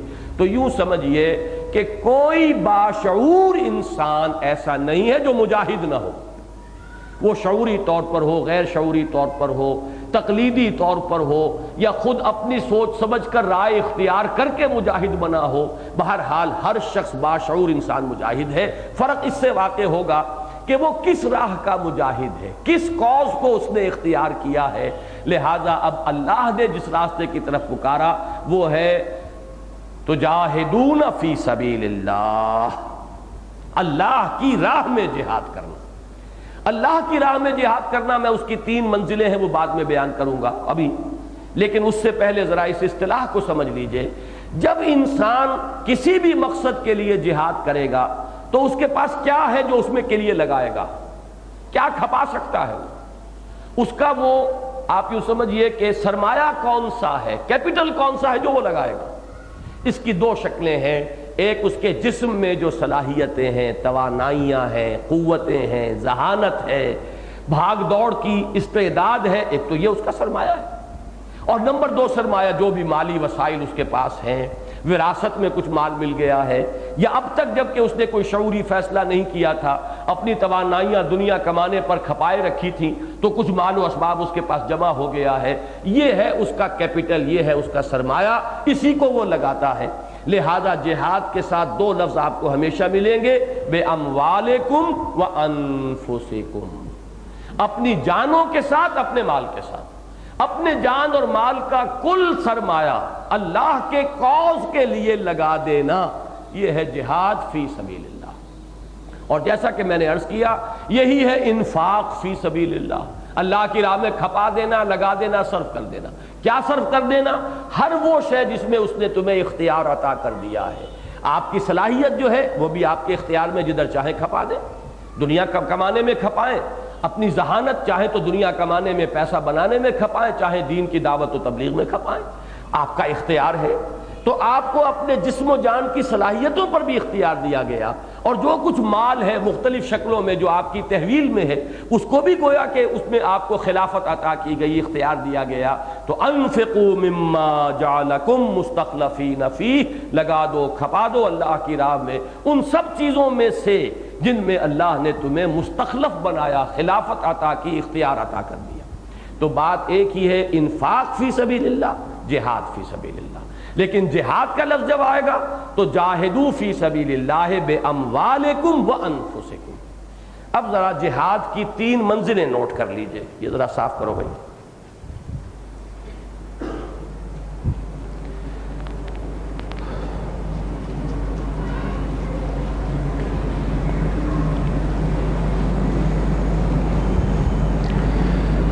جہاد کی 3 منزلوں کو سمجھنے کے لیے فرائض دینی کا جو ایک تصور میں نے پیش کیا ہے، اور ایک کتابچہ بھی میرا اس موضوع پر ہے، اس وقت تفصیل میں نہیں جا سکتا، لیکن اس کے 3 لیول معین کر لیجئے۔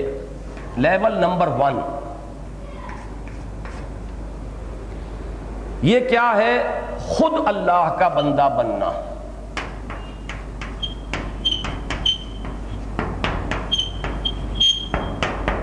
اس کے لیے اصطلاحات بہت ہیں، اسلام، اطاعت، تقوی، لیکن اہم ترین اصطلاح عبادت۔ اس سے اوپر چلیے، دوسری منزل، دوسروں کو حق کی دعوت دینا۔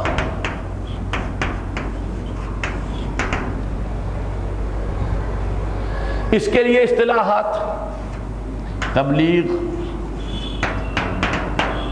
دعوت، امر بالمعروف، نہی عن المنکر، اور کل جس پر جمعے میں نے تفصیلی تقریر کی، شہادت علی الناس، یا شہادت حق کہہ لیں، چلیے، حق کی گواہی دینا، حق کی طرف سے حجت قائم کر دینا۔ دعوت، تبلیغ، نشر و اشاعت، زبان سے، قلم سے، کتابوں سے، رسالوں سے، ویڈیوز سے، آڈیوز سے، جو بھی ذرائع ہیں آپ کے پاس، اس سے حق کو عام کرنا، پھیلانا، اور لوگوں کو حق کو قبول کرنے کی دعوت دینا، نیکی کا پرچار، نیکی کا اعلان، نیکی کا حکم، بدی کے خلاف کی مذمت، اور بدی کا انکار، اور بدی سے لوگوں کو روکنا، اور نتیجتاً شہادت اللہ تعالیٰ کی طرف سے لوگوں پر حجت قائم کر دینا کہ وہ یہ کہہ نہ سکیں کہ اللہ تیرا پیغام ہم تک پہنچا دے۔ تیسری منزل یہ ہے اللہ کے دین کو قائم کر دینا۔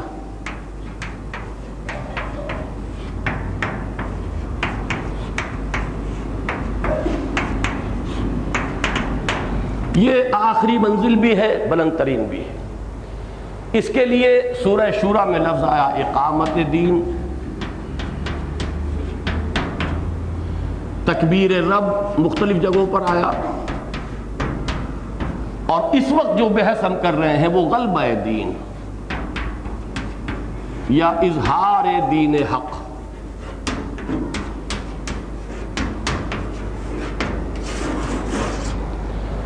اب ان تینوں لیولز پر جہاد ہے۔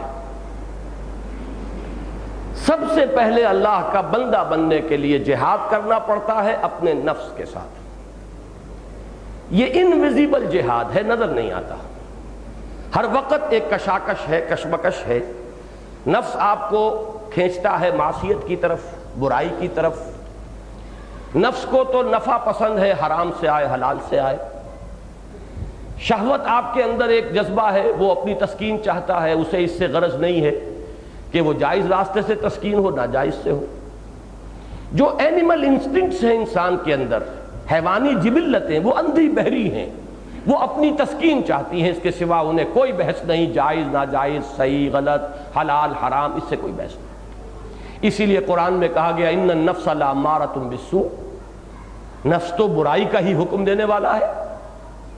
اسی لیے کہا ہے مولانا روم نے، نفس ما ہم کم طرز فرعون نیست، میرا نفس فرعون سے کم نہیں ہے۔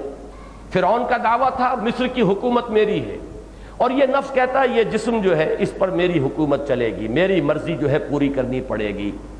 تو نفس کے ساتھ کشمکش یہ پہلی منزل ہے جہاد کی، اس کو آپ کہیں گے جہاد مع النفس۔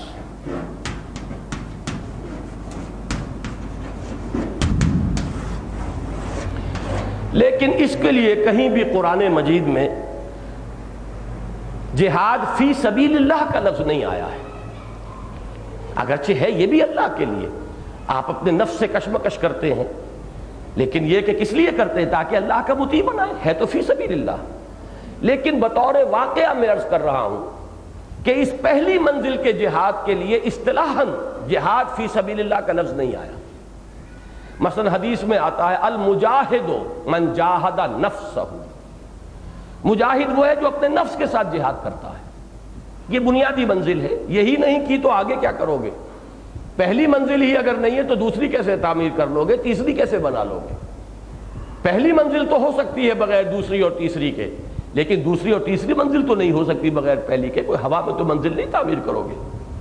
ویسے مشہور ہے وہ ہینگنگ گارڈنز آف بیبیلونیا، لیکن اللہ جانے وہ کیا شکل تھی، لیکن بہرحال فضا میں آپ عمارت نہیں بنا سکتے۔ پہلی منزل ہوگی تو دوسری، دوسری پر تیسری۔ تو جہاد مع النفس، ایک حدیث میں یہ الفاظ بھی آئے ہیں کہ حضور سے پوچھا کہ ای الجہاد افضل یا رسول اللہ، اے اللہ کے رسول سب سے افضل جہاد کون سا ہے؟ آپ نے فرمایا ان تجاہد نفسک فی طاعت اللہ، اللہ اپنے نفس کے ساتھ جہاد کرو اور اسے اللہ کا مطیع بناؤ۔ اطاعت کا لفظ میں نے لکھا نا، اسلام، اطاعت، عبادت، اللہ کا بندہ بننا۔ تو جہاد مع النفس، اس کے ساتھ تابع ہیں دو اور بھی۔ نفس میں پھونکے مارنے والی طاقت ہے شیطان، الذی یوسوس فی صدور الناس من الجنۃ والناس، لہذا شیطان سے کشمکش، یہ بھی انویزیبل ہے، نظر نہیں آتی، کشمکش تو ہوگی۔ اس کے علاوہ سوشل پریشرز ہوتے ہیں، ایک غلط معاشرہ ہے، بگڑا ہوا معاشرہ ہے، وہ بھی آپ کو غلط راستے پر دھکیلتا ہے۔ لو جی رشوت سب لے رہے ہیں، تم کیوں نہیں لیتے؟ تمہیں خامخواہ تقویٰ کا ہیضہ ہو گیا ہے، بیوی بچے کہیں گے کہ آپ سوچتے نہیں، آپ کو پتہ نہیں کیا نیکی کا آپ کے دماغ کے اوپر فطور آ گیا ہے، دیکھتے نہیں فلاں حاجی صاحب کو اور فلاں اس کو اور فلاں اس کو، وہ سب کچھ کرتے ہیں، ان کے گھر میں یہ ہو رہا ہے، للے تللے ہیں، عیش ہے، آرام ہے، ہمارے لیے ساری سختیاں آ گئی۔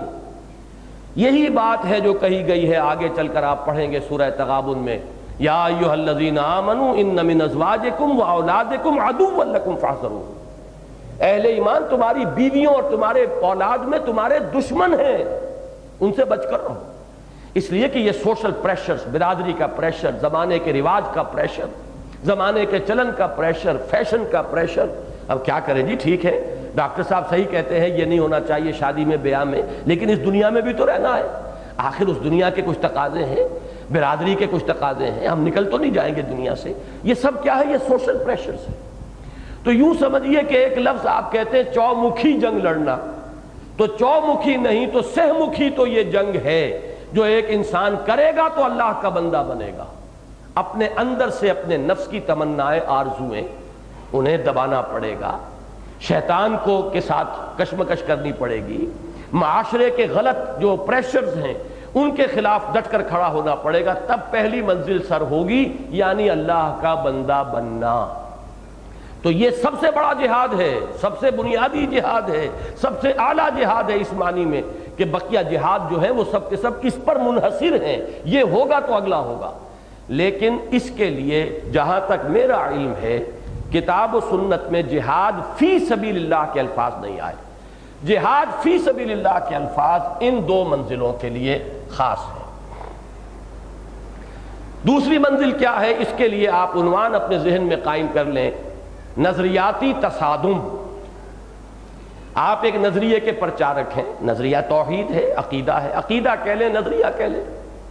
عقیدہ بھی قرآن کا لفظ نہیں ہے، اب قرآن کا لفظ تو ایمان ہے، ایمان کی آپ دعوت دے رہے ہیں، شرک کا علم بردار مقابلے میں، کفر کے علم بردار ہیں، مادیت کے علم بردار ہیں، دہریت کے علم بردار ہیں، مقابلہ تو ہوگا۔ خلا نہیں ہے کہ آپ جو چاہیں پھیلا دیں، جو چاہیں آسانی سے آپ کی بات پھیلتی چلی جائے گی۔ اگر خلا ہوتا تو بہت سہولت تھی، خلا تو نہیں۔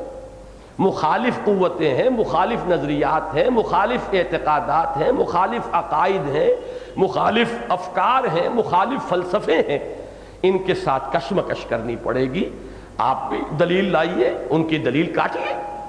جیسے میں نے عرض کیا ڈیبیٹ میں کیا ہوتا ہے، ایک فریق ادھر کھڑا ہے، ایک ادھر کھڑا ہے، وہ اس کی دلیل کاٹ رہا ہے، اپنے حق میں دلیل دے رہا ہے، وہ اس کی دلیل کاٹ رہا ہے اور اپنے لیے دلائل لا رہا ہے۔ یہ نظریاتی تصادم ہے۔ دعوت و تبلیغ، امر بالمعروف نہی عن المنکر، یہ سب کیا ہے؟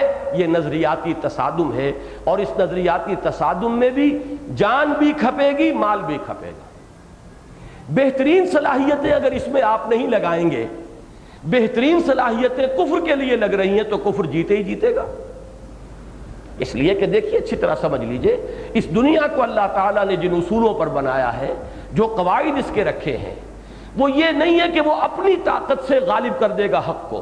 اگر اپنی طاقت سے کرنا ہو تو باطل آنے واحد میں ختم ہو جائے گا۔ یہ تو آزمائش ہے انسان کی۔ وہ کشمکش میں مبتلا ہو، وہ قربانیاں دے، وہ ثابت کرے کہ میں اللہ کا بندہ ہوں، اپنا تن من دھن اللہ کے لیے لگا سکتا ہوں۔ لہذا اگر اہل ایمان بیٹھے رہیں گے، ان کے ذہین تر عناصر اس دعوت و تبلیغ میں نہیں لگیں گے، بلکہ بیچارے رہے جو معاشرے میں پیچھے رہ گئے، جو کہیں دنیا کی دوڑ میں ناکام ہو گئے، جو کسی تعلیم میں نہیں چلا اسے دینی تعلیم کی طرف بھیج دیا۔ اگر یہ کام آپ کریں گے تو گویا کہ آپ نے خود انڈر رائٹ کر دیا دین کی شکست کو۔ دین تو شکست کھائے گا جب تک کہ بہترین صلاحیتیں، اعلیٰ ترین ذہانتیں، بہترین استعدادات دین کے لیے نہ لگیں اس نظریاتی تصادم میں۔ آج آپ کا مقابلہ برٹرینڈ رسل سے ہے، آج آپ کا مقابلہ جو ہے ڈارون کے نظریے سے ہے، آج آپ کا مقابلہ مارکس کے فلسفے سے ہے، آج آپ کا مقابلہ ان نفسیات سے ہے جس میں فرائڈ کا یا یونگ کا یا ایڈلر کا ڈنکا بج رہا ہے۔ اگر اس سطح پر آپ مقابلہ نہیں کر سکتے تو شکست تو مقدر ہے ہی ہے۔ لہذا یہ جو سطح ہے یہ بھی معمولی نہیں ہے۔ بہترین صلاحیتیں کھپیں اور پھر پیسہ لگے۔ اعلیٰ سے اعلیٰ نظریہ رکھا ہوا ہے، کتاب ہے بہت اعلیٰ چھپ گئی ہے، لکھی گئی ہے، چھاپے گا کون؟ انقلابی لٹریچر ہاٹ کیکس کی طرح بکنے والی شے نہیں ہے۔ یہ میثاق میں جو تازہ میری قسط آئی ہے اس میں یہ لفظ میں نے استعمال کیا ہے۔ ہاٹ کیکس کے طرح تو وہ چیز بکے گی جو زمانے میں جو ایگزسٹنگ جو ٹرینڈز ہیں ان کے مطابق ہو۔ لوگوں کو فحاشی پسند ہے، آپ زیادہ سے زیادہ عریاں تصویر شائع کیجئے، رسالہ آپ کا چل جائے گا۔ اگر یہ نہیں کریں گے تو ظاہر بات ہے کہ اس میں تو پیسے کی کھپت ہی کھپت ہوگی، آپ کو جو ہے اس کا ریٹرن ملنے کی امید نہیں ہونی چاہیے۔ تو معلوم یہ ہوا کہ اس سطح پر جہاد فی سبیل اللہ، اس میں بھی جان اور مال کھپے گا، اور بہتر سے بہتر صلاحیتیں لگیں گی اور زیادہ سے زیادہ پیسہ لگے گا، تب ہی نظریاتی سطح پر اسلام کا بول بالا ہونے کا کوئی امکان ہے۔ یہ جہاد فی سبیل اللہ کی پہلی منزل اور جہاد کی دوسری منزل۔ مطلقاً جہاد کا لفظ استعمال کریں گے تو دوسری منزل، اس لیے کہ پہلی منزل تو یہ ہے مجاہدہ مع النفس، مجاہدہ مع الشیطان، مجاہدہ مع المعاشرہ، معاشرے کے ساتھ کشمکش، نفس کے ساتھ کشمکش، شیطان کے ساتھ کشمکش، یہ پہلی منزل ہے اور یہ جہاد اکبر ہے۔ لیکن یہ جو ہے جہاد فی سبیل اللہ کی پہلی منزل، فار دی کاز آف اللہ، آپ اس اللہ کے کاز کو پروموٹ کرنے کے لیے جو جہاد کریں گے، جان اور مال کھپائیں گے، اس کی پہلی منزل کیا ہے؟ دوسروں کو حق کی دعوت، حق کو حق ثابت کرنا، احقاق حق، باطل کو باطل ثابت کرنا، ابطال باطل۔ اس کے لیے صلاحیتیں بھی کھپیں گی اور مال بھی کھپے گا۔ جاہدوا فی سبیل اللہ باموالکم وانفسکم، اس کی پہلی منزل ہوئی نظریاتی تصادم میں اسلام کی بالادستی، اللہ کا بول بالا کرنے کے لیے جان اور مال کا کھپانا۔ اور دوسری منزل اور سب سے اونچی منزل اور سب سے کٹھن منزل، سب سے زیادہ یوں سمجھئے کہ پرخطر منزل، وہ ہے اللہ کے دین کو قائم کرنا۔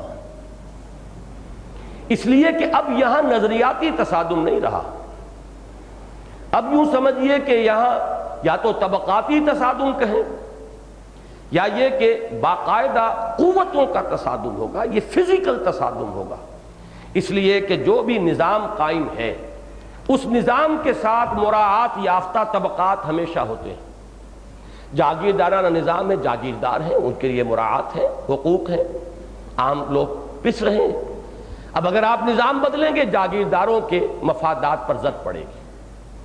مشرکانہ نظام ہے، بت پرستی والا نظام ہے، جو پروہت بنے بیٹھے ہیں، جو پجاری بنے بیٹھے ہیں، جن کے اللے تللے ہیں، نذرانوں پر نذرانے آ رہے ہیں، ان کے مفادات پر زد پڑے گی کہ نہیں؟ وہ مقابلے میں آئیں گے۔ ایبسولوٹ منارکی، شہنشاہیت، فرعونیت، نمرودیت، آپ اس کا خاتمہ کرنا چاہیں گے تو کیا وہ فرعون اور نمرود will they take it lying down؟ یا مقابلہ کریں گے، ریزسٹ کریں گے؟ نظام کہنہ کے پاس بانو یہ معرض انقلاب میں ہے، آؤ کھڑے ہو جاؤ، stand up and gird up your loins، resist کرو، اس لیے کہ تمہارے مفادات کو خطرہ لاحق ہو رہا ہے۔ مجھے یاد آیا ایک قول ہے، منسوب کیا گیا ہے یہ ابو سفیان کی طرف، جب وہ ابھی ابتدائی دور تھا اسلام کا، کہ حضرت عمار ابن یاسر رضی اللہ تعالیٰ عنہ نوجوان تھے، انہوں نے بڑی ہمت کی، جرت کی، اور قریش کی جو وہاں نشست گاہ تھی، چوپال، وہاں جا کر جو پیغام توحید ہے وہ سنایا۔ کسی نے قہقہ لگایا، کسی نے دھمکی دی، جان سے مار دیے جاؤ گے، پھر یہ بات نہ کہنا، پھر یہ تمہاری کیسی جرت کہ تم نے یہاں آ کر یہ بات کہی۔ ابو سفیان کا ایک قول نقل کیا گیا ہے کہ نوجوان، یہ بت صرف ہمارے معبود نہیں ہیں، ہماری آمدنی کا بھی ذریعہ ہے۔ یہ چڑھاوے جو پورے عرب سے آ کے چڑھائے جاتے ہیں، کہاں جاتے تھے؟ وہ پر چڑھاوے ظاہر بات ہے کہ جو وہاں کے پجاری ہیں، مجاور ہیں، وہ انہی کے پیٹوں میں جاتے تھے، وہ ان کے لیے سورس آف انکم تھی۔ ایک تو ڈائریکٹ سورس آف انکم اور ایک انڈائریکٹ سورس آف انکم۔ چونکہ وہ کسٹوڈین تھے ان کے بتوں کے، لہذا ان کے قافلوں پر کوئی حملہ نہیں کر سکتا تھا، کسی اور کا قافلہ بچ کر جا نہیں سکتا، لوٹ مار ہو جائے گی، اور قریش کے قافلے پر کوئی حملہ نہیں کر سکتا، اس لیے کہ قریش کے پاس ان کے بت، ان کے معبود جو ہیں ہاسٹیجز کی حیثیت سے رکھے ہوئے، اگر تم ان کا قافلہ لوٹو گے وہ تمہارے بت کی گردن توڑ دیں گے۔ لہذا اپنے معبود کے خاطر، اپنے معبودوں کی سلامتی کے خاطر قریش کے قافلے کو سلامتی سے گزر جانے دو۔ یہ وجہ تھی کہ مونوپولی ہاتھ میں آ گئی تھی قریش کے، آل ایسٹ اینڈ ویسٹ ٹریڈ جو تھی، تمام مال جو ہے ہندوستان اور یہ جزائر شرق الہند اور جاوا، سماٹرا، یہاں سے آ کے اترتا تھا عدن کے ساحل پر، یمن کے ساحل پر، اور یہاں سے ان کے قافلے اٹھاتے تھے وہ مال، اور کوئی تھا ہی نہیں، مونوپولی تھی۔ یہ قافلے لے جاتے تھے مال جو ہے میڈیٹرینین کے ساحل پر، اور وہاں سے وہ جاتا تھا یورپ کو، اور یورپ سے آیا ہوا مال وہاں میڈیٹرینین کے ساحل پر، شام کے ساحل پر اترتا تھا، یہ لے کر آتے تھے۔ رحلۃ الشتاء والصیف، گرمیوں میں اوپر کی طرف جاتے تھے، ٹھنڈا علاقہ ہے ذرا نسبتاً، سردیوں میں یمن کی طرف آتے تھے۔ یہ ان کا سال کا ایک چکر کافی تھا، وارے نیارے ہو گئے، ساری مشرق اور مغرب کی ٹریڈ جو ہے اس کی مونوپلی ان کے پاس، اس لیے کہ اور کوئی بھی عرب میں یہ کام نہیں کر سکتا تھا، کسی کا قافلہ بچ کر نہیں جا سکتا تھا لوٹ مار سے، اور ان کے قافلے کو کوئی آنچ نہیں آ سکتی تھی۔ لہٰذا اس مشرکانہ نظام کے ساتھ ان کے مفادات وابستہ تھے۔ اب اگر آپ نظام بدلنا چاہتے ہیں تو ظاہر بات ہے کہ مفادات پر چوٹ پڑتی ہے، اب تصادم ہوگا۔ یہ تصادم ہے جہاد فی سبیل اللہ کی آخری منزل، جسے پھر میں نے جدید اصطلاحات میں 3 حصوں میں تقسیم کیا ہے۔ جب بھی اس قسم کی جد و جہد ہوگی، ابتدائی مرحلہ ہوگا صبر کا، مار کھاؤ ہاتھ نہ اٹھاؤ، صبر محض۔ جب اتنی طاقت ہو جائے کہ اب تم بھی مقابلہ کر سکو، تو اب وہ پیسو ریزسٹنس ایکٹیو ریزسٹنس میں بدل جائے گا، تم بھی آگے آؤ، چیلنج کرو، مقابلہ کرو، اور اس کے نتیجے میں پھر آرمڈ کانفلکٹ، مسلح تصادم، خونی تصادم، بلڈی جس کو آپ کہنا چاہیے تصادم، وہ ہو کر رہے گا۔ اس کے بعد یا تخت یا تختہ۔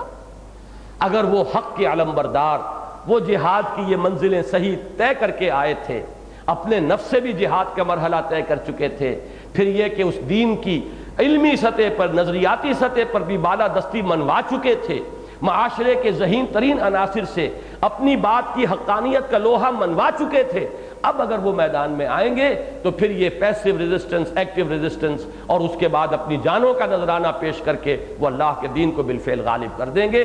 جاء الحق وزهق الباطل ان الباطل کان زہوقا۔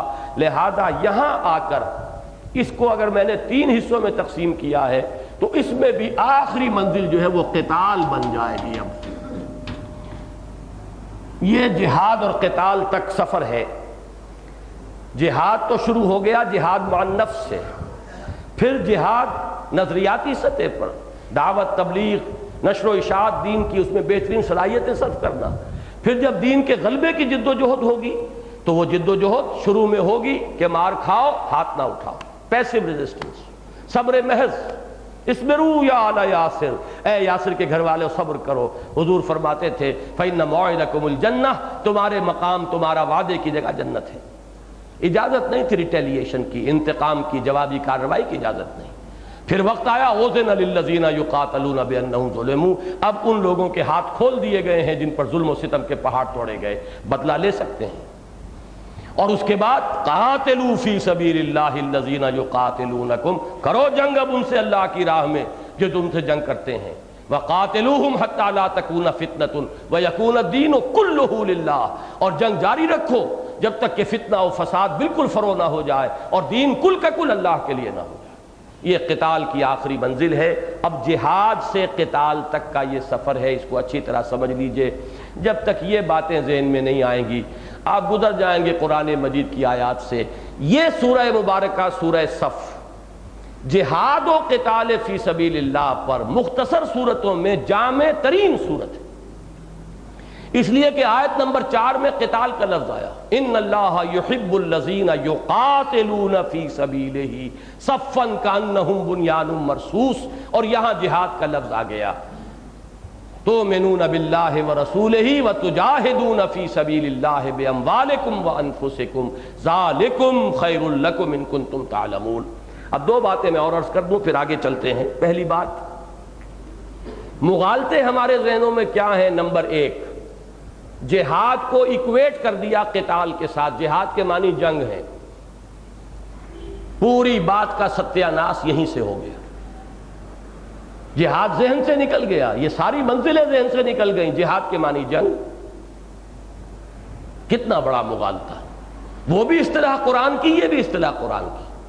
قتال لازماً جہاد ہے، کوئی شک نہیں، لیکن ہر جہاد قتال نہیں ہے.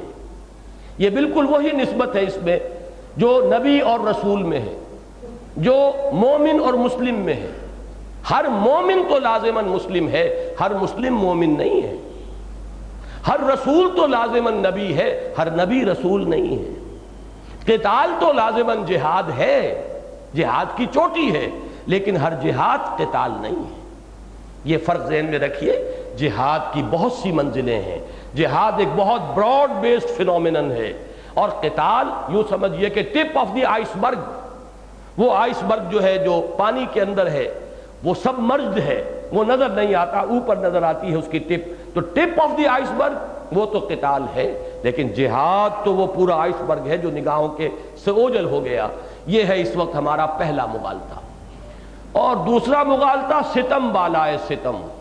یہ تو یوں سمجھیے کہ ظلم کی آخری حد کو بات پہنچ گئی. وہ یہ ہے کہ مسلمان جب بھی جنگ کرے گا گویا کہ جہاد فی سبیل اللہ ہے. مسلمان ظالم ہو سکتا ہے، جیسے فاسق اور فاجر ہو سکتا ہے، ظالم ہو سکتا ہے. مسلمان صرف اپنی حکومت بڑھانے کے لیے اپنی جنگ کر سکتا ہے، خوریزی کر سکتا ہے. نہ خود اللہ کا بندہ ہے، نہ اللہ کا بندہ بنانا چاہتا ہے، نہ اپنے اوپر اللہ کا دین قائم کیا، نہ اپنی جو بھی اس وقت کی حکومت ہے اس میں اللہ کا دین قائم کیا، اور وہ جو صرف اپنی حکومت کی توسیع کے لیے بندگان خدا کا خون بہا رہا ہے. تو معاذ اللہ ثم معاذ اللہ، یہ فساد فی سبیل اللہ تو آپ اس کو کہہ سکتے ہیں. فی سبیل اللہ کے لفظ میں نے غلط استعمال کیا، لیکن یہ کہ جہاد فی سبیل اللہ بہرحال یہ نہیں. جہاد فی سبیل اللہ تو ہوگا لتکون کلمۃ اللہ ہی العلیٰ. حضور سے پوچھا گیا، حضور صلی اللہ علیہ وسلم سے، کہ حضور کوئی شخص جنگ کرتا ہے مال غنیمت کے لیے، کوئی شخص جنگ کرتا ہے شہرت ہو جائے اس کی شجاعت کی، کوئی شخص کسی قبائلی یا قومی حمیت میں جنگ کرتا ہے، تو کون مجاہد فی سبیل اللہ ہے؟ حضور نے فرمایا مجاہد فی سبیل اللہ صرف وہ شخص ہے جو اس لیے جنگ کرتا ہے لتکون کلمۃ اللہ ہی العلیٰ، کہ اللہ کا کلمہ ہی سب سے اونچا اور سربلند ہو جائے. اس کے سوا کوئی مقصد آپ کا ہے؟ ہاں ایک جائز جنگ ہے. مسلمان ہیں جیسے بھی ہیں، فاسق ہیں، فاجر ہیں، اپنے ملک میں رہ رہے تھے، کسی دشمن نے حملہ کر دیا ہے، دفاع جو ہے اس کی جنگ وہ یقیناً جائز جنگ ہے. اس میں کوئی شخص جان دیتا ہے تو شہید ہے. اس لیے کہ حضور نے اصول بیان فرمایا ہے کہ من قتل دون مالہ فہو شہید، جو اپنے مال کی حفاظت میں قتل ہو گیا، مارا گیا، وہ بھی شہید ہے، چاہے وہ بہرحال وہ متقی انسان نہ ہو، مسلمان ہے، لیکن اس پر حملہ ہوا ہے، اس نے اپنے تحفظ کے اندر جنگ کی ہے، تو یہ جائز جنگ ہے۔ لیکن اگر ایسی شکل نہیں ہے، اپنی نفسانی خواہشات کے لیے، اپنے غلبے اور اپنے اقتدار، اپنی ذاتی حکومت کو وسیع کرنے کے لیے اگر جنگ کی جا رہی ہے، تو معاذ اللہ ثم معاذ اللہ، یہ جہاد فی سبیل اللہ کی کوئی شکل نہیں۔ تیسرا مغالطہ، یہ مغالطہ ہے کہ جو دینی حلقوں میں آیا، اور بدقسمتی سے ایک دور میں، آج تو خیر ہر مسلمان جانتا ہے کہ غلام احمد قادیانی دائرہ اسلام سے خارج، لیکن یہ ہے کہ ایک دور تو ایسا تھا جب کہ ابھی بات واضح نہیں ہوئی تھی، بڑے بڑے علماء جو ہیں اس سے متاثر تھے کہ اس نے بڑا کام کیا ہے، آریاؤں کو شکست دی ہے، آریوں کو، اور عیسائیوں کو شکستیں دی مناظروں کے اندر، تو وہ تو ایک طرح کا ہیرو بن گیا تھا ایک وقت میں۔ اس نے اس کو ایک فلسفے کی حیثیت سے پیش کیا کہ دین کے لیے حرام ہے اب دوستو قتال، قتال حرام تو جہاد حرام۔ یہ جہاد کی حرمت یہ اس دور کے اندر آ کر کی ہے اس شخص نے، لیکن واقعہ یہ ہے کہ تمام مسلمانوں کے ذہن میں بھی یہ بات بیٹھ گئی ہے کہ جہاد فرض عین نہیں ہے، جہاد فرض کفایہ ہے۔ کیوں؟ جنگ فرض کفایہ ہوتی ہے، اور جب جہاد اور جنگ ایکویٹ ہو گئے تو گویا کہ جہاد فرض کفایہ ہو کر آنکھ ہو جل پہاڑ ہو جل، ہمارے دینی تصورات کے دائرے سے ہی جہاد خارج ہو گیا۔ وجہ کیا ہے کہ اس کو آپ نے ایکویٹ کر دیا قتال کے ساتھ۔ جب قتال کہا تو قتال یقیناً فرض کفایہ ہے، فرض عین نہیں ہے، ہر وقت ہر مسلمان پر فرض نہیں ہے۔ جیسے نماز جنازہ ہے، فرض کفایہ ہے، ہر مسلمان پر اس کا نماز جنازہ میں شریک ہونا فرض نہیں ہے۔ ہاں اگر کسی آبادی میں کسی نے بھی نماز نہیں پڑھی، کوئی مسلمان ایسا رہ گیا غریب، تو وہ سب کے سب گناہگار ہو جائیں گے، لیکن چند لوگوں نے بھی نماز جنازہ پڑھ لی تو باقی سب کی طرف سے وہ کفایہ کر جائے گا، کفایت ہو جائے گی، کافی ہو جائے گا، وہ فرض کفایہ ہے۔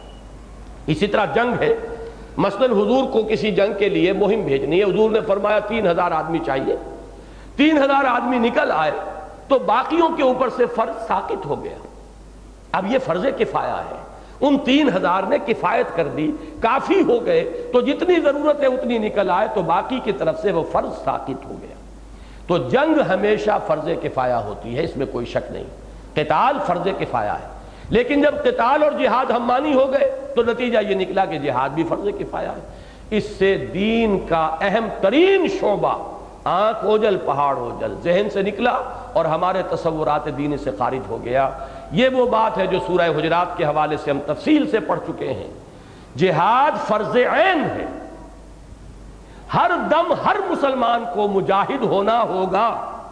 ظاہر بات ہے ہر وقت اگر ایمان ہے اس کے دل میں، نفس سے کشمکش کر رہا ہے کہ نہیں کر رہا ہے، شیطان سے کشمکش کر رہا ہے کہ نہیں کر رہا ہے، یہ تو ہر آن ہر لحظہ ہر سانس جہاد ہے۔ اور پھر اگر وہ واقعی ایمان اس میں ہے، غیرت ہے، تو وہ دین کی دعوت و تبلیغ کی ذمہ داری اس پر ہے کہ کسی اور پر ہے؟ دین کی دعوت و تبلیغ کے لیے جو کام کر رہا ہے جہاد کر رہا ہے، دین کی اقامت کی جد و جہد کے لیے جماعت قائم کی ہے، محنت کر رہے ہیں، تیاری کر رہے ہیں، جمعیت فراہم کرنے کے مرحلے میں ہے، ابھی کوئی ہتھیار نہیں اٹھائے، ابھی کبھی میدان میں نہیں نکلے، ابھی چیلنج نہیں کیا، جہاد تو ہو رہا ہے۔ غلبہ دین کی جد و جہد کرنا فرض عین ہے، دین کی دعوت و تبلیغ یہ فرض عین ہے، اپنے نفس سے جہاد کرنا فرض عین ہے، لہذا جہاد کی یہ ساری منزلیں فرض عین کے درجے میں ہیں سوائے ایک قتال کے۔ اب قتال اور جہاد کو جب آپ نے ہم مانی قرار دے دیا، آپ نے سارے کے سارے جہاد کو اپنے ذہن سے نکال دیا، اور یہی دین کی پامالی اور دین کے سرنگوں ہونے کا اصل سبب ہے۔ جہاد زندہ ہو تو دین کیسے مغلوب ہو جائے؟ جب جذبہ جہاد سر پڑ گیا تو ظاہر بات ہے کہ اب دین کو مغلوب اور پامال ہونا ہی تھا۔ یہ ہے اہمیت اس لفظ جہاد کو سمجھنے کی کہ یہ تو ایمان کا وہ لازمی تقاضا ہے کہ ایمان ہوگا تو جہاد ہوگا، اور جہاد نہیں ہے تو ایمان نہیں، سیدھی سیدھی بات۔ یہ لازم و ملزوم کے طور پر جو سورہ حجرات کی آیت نمبر 15 میں آیا ہے، انما المؤمنون الذین آمنوا باللہ ورسولہ ثم لم یرتابوا وجاہدوا باموالہم وانفسہم فی سبیل اللہ اولئک ھم الصادقون۔ مومن تو صرف وہ ہیں جو ایمان لائے اللہ پر اور اس کے رسول پر، پھر شک میں نہیں پڑے اور انہوں نے جہاد کیا اللہ کی راہ میں اور کھپائے اس میں اپنی جانیں بھی اور اپنے مال بھی۔ صرف یہی لوگ سچے ہیں دعوی ایمان میں۔ معلوم ہوا جہاد سے تو مفر ہی نہیں ہے، جہاد سے there is no escape، جہاد تو ہر حال میں کرنا ہے، جہاد تو ایمان کا لازمی تقاضا ہے، جہاد کے بغیر ایمان ثابت ہی نہیں۔ یہ تمام چیزیں ذہن میں بٹھا لیجئے۔ ہاں جہاد کی آخری منزل قتال فی سبیل اللہ، یہ قتال جب نقد جان ہتھیلی پر رکھ کر انسان میدان میں حاضر ہو جائے، گولی کھانے کے لیے تیار، گردن کٹوانے کے لیے بیتاب، جان دینے کے لیے اور سرخرو ہونے کے لیے اللہ کے ہاں بیتاب، اب یہ چوٹی پر پہنچ گیا۔ اسی لیے اسی سورہ صف کی آیت نمبر 4 میں اسے محبوبیت خداوندی کا مقام قرار دیا گیا۔ ان اللہ یحب الذین یقاتلون فی سبیلہ صفا کانہم بنیان مرصوص۔ اللہ کو تو محبت اپنے ان بندوں سے ہے جو اس کی راہ میں جہاد کرتے ہیں، قتال کرتے ہیں، ایسی صفیں باندھ کر گویا کہ سیسا پلائی ہوئی دیوار۔ اب میں آج جو ہے یہ پورے بقیہ رکوع کا درس نہیں دے سکتا، لیکن صرف آخری آیت ہم چھوڑیں گے اگلے درس کے لیے۔ اب جو اگلی 2 آیتیں ہیں وہ پڑھ لیجئے تاکہ یہ 4 آیتوں کا ایک سیکشن مکمل ہو جائے۔ اس سورہ صف کے بارے میں سمجھ لیجئے، 4 آیتوں کا ایک سیکشن تھا پہلا، پھر 4 کا دوسرا، پھر ایک آیت آئی تھی منفرد، هو الذی ارسل رسولہ بالہدی ودین الحق، جو عظیم ترین آیات میں سے قرآن مجید کے، پھر 4 آیتوں کا سیکشن ہے، پھر ایک آیت آئے گی نہایت عظیم آیت، اس پر انشاءاللہ تعالی پورا مکمل درس ہوگا۔ اور پھر یہ کہ اس حصے کا جو ربط و تعلق ہے سابقہ 2 حصوں کے ساتھ اس کو بھی واضح کر دیا جائے گا۔ اتنا ضرور سمجھ لیجئے کہ یہ جو آیت آئی هو الذی ارسل رسولہ بالہدی ودین الحق لیظہرہ علی الدین کلہ ولو کرہ المشرکون، اس کے بعد جو 2 یہ آیات آئیں اس نے کیا بات معین کر دی کہ جہاد کا آخری ہدف ہے غلبہ دین۔ منزلیں تو یہ 2 ہیں، 2 سیڑھیاں ہیں، ان پہ ایک ایک سیڑھی کر کے چڑھو گے، لیکن ہدف وہ رکھو معین، اللہ کے دین کو غالب کر دینا بالفعل۔ یہ ہے اس جہاد کا ہدف، یہ ہے اس کا مقصود، یہ ہے اس کی آخری منزل۔ پہنچنے کی نیت وہاں کی ہونی چاہیے، البتہ یہ کہ درمیان میں موت آ جائے سرخرو ہے انسان۔ ہجرت کی نیت کر لی، مکے سے نکل کھڑا ہوا، مدینے نہیں پہنچا، درمیان میں موت آ گئی، فقد وقع اجرہ علی اللہ، اس کا اجر اللہ کے ذمے ہے، چاہے وہ مدینے پہنچا یا نہیں پہنچا۔ اس لیے اس منزل کا قصد کر کے آپ نے جد و جہد شروع کر دی، جہاد شروع کر دیا، وہاں تک پہنچ جائیں تب بھی کامیاب، نہ پہنچے درمیانی منزل ہی میں موت آ جائے تب بھی کامیاب۔ اب دیکھیے جو 2 آیات ہیں ان کو پڑھ لیجئے۔ یہ ہے اس ذالکم خیر لکم ان کنتم تعلمون کی شرح۔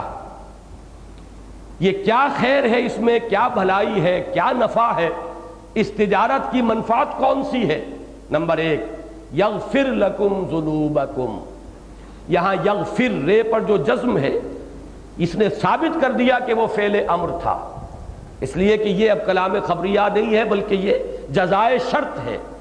وہ شرط ہے جہاد کرو گے، ایمان صحیح رکھو گے تو اللہ تعالیٰ یہ جزا دے گا، یغفر لکم ذنوبکم، تمہاری خطائیں بخش دے گا، جو غلطیاں ہوں گی، جو خطائیں ہوں گی بخش دے گا۔ اس میں بھی اب ایک بات خاص طور پر نوٹ کیجئے، دیکھیے کون سی خطائیں بخش دے گا۔ ایک تو خطائے اکبر ہے، وہ کیا ہے؟ اس راستے پر آپ چل ہی نہیں رہے، آپ نے اپنی توانائیاں لگائی ہیں دنیا کے اندر، آپ کا ہدف ہی دنیا ہے، مقصود ہی دنیا ہے، دولت ہے۔ وہ جو اقبال نے کہا ہے یہ مال و دولت و دنیا، یہ رشتہ و پیوند، بتان وہم و گما لا الہ الا اللہ، آپ چلی ادھر رہے ہیں، کعبے کی طرف آپ کا رخ ہی نہیں، آپ تو ترکستان کی طرف جا رہے ہیں۔ ترسم کے بے کعبہ نہ رسی اعرابی کی راہ کے تمی روی بے ترکستان است۔ اگر رخ ہی غلط ہے تو خطا کے معاف ہونے کا سوال ہی نہیں، البتہ رخ صحیح کر لیا، انی وجہت وجہی للذی فطر السماوات والارض حنیفا، ہدف بنا لیا، هو الذی ارسل رسولہ بالہدی ودین الحق لیظہرہ علی الدین کلہ، اور آپ نے سفر شروع کر دیا۔ اب سفر کرتے ہوئے ظاہر بات ہے کوئی ذرا توانا آدمی ہوتا ہے، تیز چلتا ہے، کوئی کمزور ہے آہستہ آہستہ چلتا ہے، کوئی گھسٹ گھسٹ کر چل رہا ہے، معذور ہے، لیکن چل رہا ہے اسی سمت میں، اسی رخ پر۔ کبھی ایسا بھی ہوتا ہے راستے کے اندر کہیں کوئی پھسلن تھی، آپ گر پڑے، لیکن پھر آپ اٹھے، پھر چلے، آپ نے ہمت نہیں چھوڑی، رخ نہیں بدلا، سفر کی منزل وہی رہی، چلتے رہے امکانی حد تک۔ تو جو بھی خطائیں ہیں، لغزشیں ہیں، پھسل گئے ہیں، کہیں خطا ہو گئی ہے، غلطی ہو گئی ہے، اللہ معاف فرما دے گا، کنڈون کرے گا۔ لیکن رخ ہی اور ہے، جا ہی کسی اور طرف جا رہے ہیں، اپنی منزل مقصودی کوئی اور معین کی ہے، نصب العین ہی دنیا کو بنایا ہوا ہے، دنیا و ما فیہا کو، تو اب خطا کے معاف ہونے کا کیا سوال؟ یہ تو خطا نہیں، یہ تو رخ ہی آپ کا جدا ہے۔ تو یہ خطائیں کون سی ہیں؟ یغفر لکم ذنوبکم، تمہاری خطائیں، تقصیریں معاف کر دے گا اللہ تعالیٰ۔ اس راہ پر چلتے ہوئے ضعف کا کبھی مظاہرہ ہو گیا، اس راستے پر چلتے ہوئے کہیں پھسلن میں قدم پھسل گیا، گر گئے، لیکن پھر اٹھے اور چل پڑے، تو جو بھی کمیاں رہ جائیں گی، کوتاہیاں رہ جائیں گی، اللہ کنڈون کر دے گا، اللہ معاف فرما دے گا۔ یغفر لکم ذنوبکم وَيُدْخِلْكُمْ جَنَّاتٍ تَجْرِي مِن تَحْتِهَا الْأَنْهَارُ، اور تمہیں داخل کرے گا ان باغات میں جن کے نیچے نہریں بہتی ہوں گی، اور نیچے کا صحیح مفہوم کیا؟ جن کے دامن میں ندیاں بہتی ہوں گی۔ عام جو ایک نیچرل گارڈن کا تصور ہے دنیا میں ہمیشہ رہا ہے، ذرا اونچائی کے اوپر پلانٹیشن ہوتی تھی، پودے ہیں، درخت ہیں، اس لیے کہ اگر نیچائی میں تو پانی سیلاب آتا ہے تو بہا کے لے جاتا ہے، ڈھلوان ہے نیچے، وہاں کوئی چشمہ بہ رہا ہے، اور اس سے جو پانی جذب ہو رہا ہے زمین میں، اسی سے سیراب ہو رہے ہیں وہ پودے اور وہ درخت کے جو ذرا اونچان پر ہیں۔ تو اس کو کہتے ہیں تجری من تحتها الانہار، ان کے نیچے، ان کے دامن میں، وہ جو اقبال نے کہا تھا دامن میں کوہ کے ایک چھوٹا سا جھونپڑا ہو، اور پھر یہ کہ وہ ندی کے بہنے کا بھی نقشہ، اور پانی بھی موج بن کر اٹھ اٹھ کے دیکھتا ہو، یہ جو نقشہ ہے، کبھی آپ جائیے دریائے کنہار کو دیکھیے، وہاں جو نقشہ آپ کے سامنے آئے گا کاغان ویلی میں، تو وہ ہے ایک نیچرل باغ کا تصور۔ تو فرمایا تجری من تحت الانہار، ان باغات میں داخل کرے گا جن کے دامن میں چشمے رواں ہوں گے، ندیاں بہ رہی ہوں گی۔ وَمَسَاكِنَ، یہ مساکن، یہ بھی در حقیقت ظرف کی حیثیت سے، یہ بھی اس یدخلکم کا یہ مفعول ہے، داخل کرے گا تمہیں ان باغات میں جن کے دامن میں ندیاں بہتی ہوں گی، اور ان گھروں میں، وَمَسَاكِنَ طَيِّبَةً، بڑے پاکیزہ گھر، بڑے ستھرے گھرانے، بڑے عمدہ گھر، فی جنات عدن، ان باغات میں جو سدا رہنے والے ہیں، ہمیشہ رہنے والے۔ عام طور پر قرآن مجید میں آپ نے دیکھا ہوگا جب جنت کا ذکر آتا ہے تو خالدین فیہا، کہیں خالدین فیہا ابدا، یہ مقام ایسا ہے کہ جہاں اس کا ذکر نہیں آیا، اس کو کمپنسیٹ کر دیا عدن کے لفظ سے۔ عدن کا مادہ جو ہے آتا ہے مستقل قیام کے لیے، عدن بالمکان اے استقر بہی، کوئی شخص کسی جگہ پر جا کر ٹھہر گیا مستقل تو اسے کہیں گے عدنا۔ اور معدن کہتے ہیں، معدنیات، وہ جو معدن جہاں کے ہیرے جو ہیں جمع ہیں، ٹکے ہوئے ہیں، وہ معدن ہے، معدن جہاں سے کہ آپ ہیرے نکالتے ہیں۔ تو عدن ہے ہمیشہ رہنے والا، وہ گھر جو بڑے گھرانوں میں، گھروں میں کہ جو ہمیشہ رہنے والے باغات کے اندر ہوں گے۔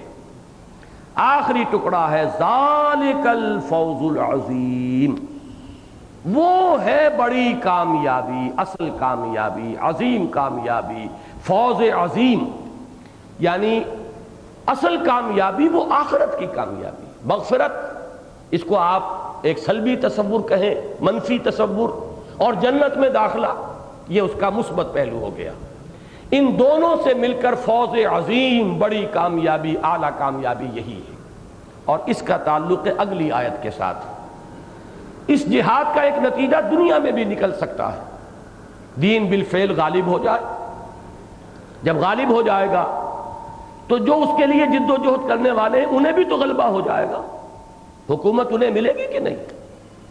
حضور اب مدینے میں داخل ہوئے تھے تو ایک بے تاج بادشاہ کی حیثیت سے، اور پھر 10 برس کے اندر اندر، بلکہ 8 برس کے اندر اندر پورے عرب کے بے تاج بادشاہ ہو گئے کہ نہیں۔ صحابہ کرام کی جماعت اب وہاں کی حکمران جماعت تھی کہ نہیں؟ یہ بھی ایک نتیجہ ہے، یہ بھی ایک کامیابی ہے، لیکن قرآن مجید یہاں ایسا انداز اختیار کر رہا ہے کہ اللہ کے دین کے غلبے کی جد و جہد کرنے والے اس نتیجے کو حقیر سمجھیں، اس کو کہیں اصل نتیجہ نہ قرار دے لیں۔ انداز کیا ہے؟ پہلے تو فرما دیا ذالک الفوز العظیم، کامیابی تو یہی ہے، اصل کامیابی یہی ہے، تمہارا مقصود یہی ہونا چاہیے، نصب العین یہی ہونا چاہیے، مطلوب یہی ہونا چاہیے۔ البتہ ایک دوسری چیز اور ہے، وَأُخْرَى تُحِبُّونَهَا، ایک اور چیز جو تمہیں بہت پسند ہے۔ اس میں ایک طرح کا، میں نے بارہا کہا ہے اس صورت کا درس دیتے ہوئے، کہ اشارہ ہے انسان کی ایک طبعی اور جبلی کمزوری کی طرف۔ انسان یہ چاہتا ہے طبعاً اپنی طبعی کمزوری کی بنا پر کہ جو میں محنت کر رہا ہوں اس کا نتیجہ اپنی آنکھوں سے دیکھ لوں، دین کو غالب کرنے کی جد و جہد کر رہا ہوں، دین بالفعل غالب ہو جائے۔ لیکن قرآن مجید یہاں پر اسے ایسے انداز اختیار دے رہا، یہ تمہیں پسند ہے، اللہ کو اس سے کوئی سروکار نہیں۔ کیوں؟ اللہ کو تو تمہارا امتحان لینا ہے، فتح و شکست کچھ بھی ہو، فتح وہ کیا ہے، شکست و فتح نصیبوں سے ہے ولے امیر، مقابلہ تو دل ناتواں نے خوب کیا، جس شخص نے تن من دھن لگا دیا کھپا دیا وہ کامیاب ہے، دنیا میں کوئی نتیجہ نکلے یا نہ نکلے۔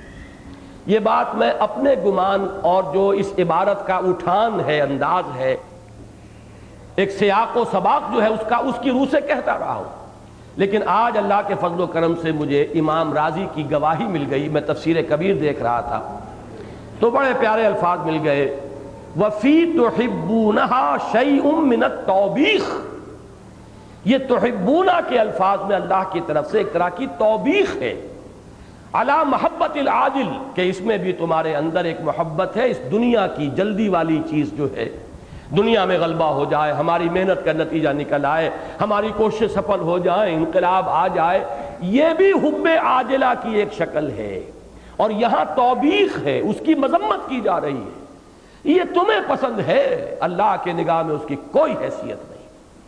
اللہ تو دیکھنا یہ چاہتا ہے کہ تم نے اپنا سب کچھ لگا دیا کہ نہیں لگا دیا، کامیابی تمہاری صرف اس میں ہے۔ تم نے اگر اپنی قوتوں اور صلاحیتوں کو کسی اور طرف لگا دیا، یا بچا بچا کر رکھ لیا، یا بچ بچ کر چلے، تو تم ناکام ہو گئے، چاہے غلبہ ہو بھی گیا ہو، کامیاب ہو جائے جد و جہد، لیکن ہر شخص کی انڈیویجول ہے اللہ کے اسیسمنٹ۔ وہ اگر شخص جو ہے اس نے اپنے سب کچھ نہیں لگایا تھا تو وہ ناکام ہے۔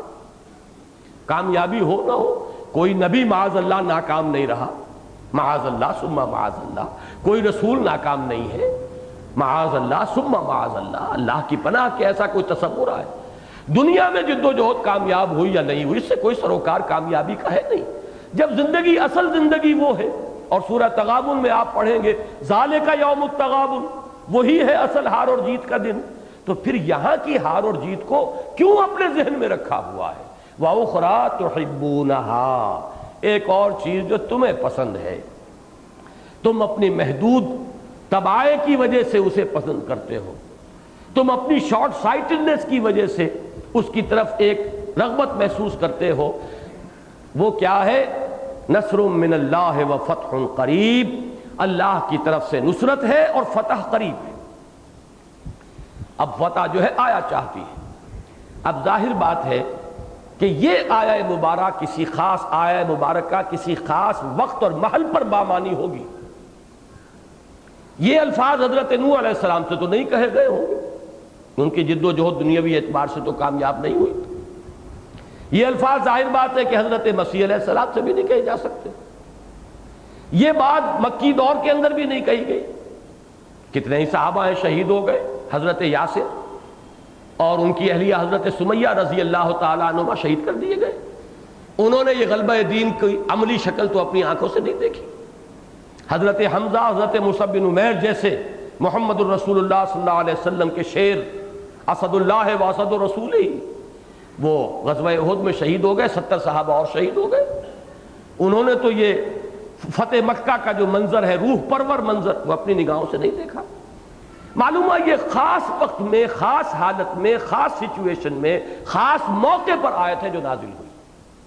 اور اس کا جو آخری ٹکڑا ہے، چونکہ حکم دیا گیا وَبَشِّرِ الْمُؤْمِنِينَ، اے نبی صلی اللہ علیہ وسلم اب ان اہل ایمان کو بشارت دے دیجئے کہ تمہاری جد و جہد کے سخت مراحل اب ختم ہوئے، اب تمہاری یہ جد و جہد، یہ تمہارا جہاد و قتال فی سبیل اللہ اب دنیاوی کامیابی کے بھی مرحلے سے پہنچا چاہتا ہے، دنیاوی کامیابی بھی تمہاری قدموں کو چوما چاہتی ہے۔ اور میں نے جہاں تک اس پر غور کیا ہے، یہ موقع آیا ہے غزوہ احزاب کے بعد، اور میرا گمان اسی وجہ سے یہ ہے کہ یہ سورہ مبارکہ غزوہ احزاب کے متصلاً بعد نازل ہوئی، اس لیے کہ غزوہ احزاب کے ذکر میں آپ پڑھتے ہیں، سیرت میں آتا ہے کہ حضور نے جب وہ چلے گئے لشکر سب کے سب محاصرہ اٹھا کر بے نیل و مرام جب چلے گئے تو حضور نے فرمایا یہ آخری بار تھی اے مسلمانوں کہ قریش تم پر چڑھ کر آئے تھے، اب قریش لن تغزوکم قریش بعد عامکم ھذا، اے مسلمانوں اب اس سال کے بعد قریش تم پر حملہ نہیں کر سکیں گے، ولیکنہم تغزونہم، اب تم ان پر چڑھائی کرو گے۔ یعنی یوں سمجھیے جسے انگریزی میں آپ کہتے ہیں کہ ٹیبلز ہیو بین ٹرنڈ، اب انیشیٹو تمہارے ہاتھ میں ہے، وہ انیشیٹو جو قریش کے ہاتھ میں تھا وہ ختم ہوا۔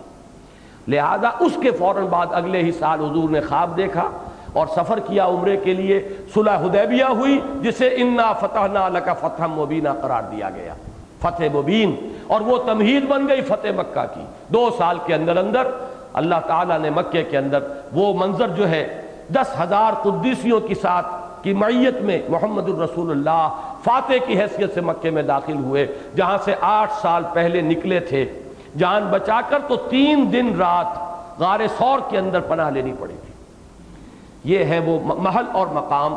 لیکن یہ بات سمجھ لیجئے اسلامی تحریکوں کے لیے زہر حلاہل ہے اگر وہ دنیاوی کامیابی کو اپنا مقصود بنا لے، اور وہ ساری روشنی اس آیت سے ملے گی۔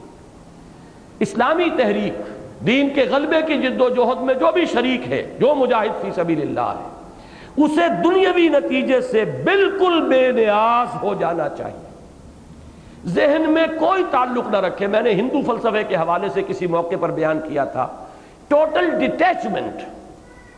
آپ ایک کام کر رہے ہیں اپنے فرض کی ادائیگی کے لیے، نتیجہ کیا نکلتا ہے کیا نہیں نکلتا، اس سے ٹوٹلی ڈیٹیچ کر لیجئے اپنے آپ کو، ذہناً بالکل اس سے اپنا تعلق منقطع کر لیجئے۔ اگر اس کے ساتھ آپ کی ذہنی اور جذباتی وابستگی رہ گئی تو نتیجہ کیا ہوگا؟ آپ سیدھے راستے پر چل رہے تھے، وہ راستہ بند نظر آ رہا ہے، کامیابی نظر نہیں آ رہی، کوئی ٹیڑھا راستہ، کوئی پگڈنڈی، کوئی شارٹ کٹ، کوئی اور کوشش، اس کے اندر جو ہے بائی ہک اور بائی کروک وہ کامیابی حاصل کرنے کا جذبہ پیدا ہو جاتا ہے، اور یہی تحریکوں کی تباہی اور بربادی اور صحیح راستے سے ہٹ کر غلط راستے پر پڑنے کا سبب ہے۔ یہ ہے جو بہت ہی باریک بڑے لطیف پیرائے میں بات واضح کر دی گئی کہ ذالکم خیر لکم ان کنتم تعلمون۔ اصل شرح تو یہ ہے یغفر لکم ذنوبکم ویدخلکم جنات تجری من تحتہا الانہار ومساکن طیبۃ فی جنات عدن ذالک الفوز العظیم۔ بات ختم ہوئی۔ کامیابی تو وہ ہے۔ اگر کامیابی کا کوئی اور تصور ذہن میں ہے، برابر بھی بٹھا لیا ہے دنیاوی کامیابی کو اس کامیابی کے کہ یہ بھی ہے وہ بھی ہے، تو نقطہ نظر جو ہے غلط ہو جائے گا۔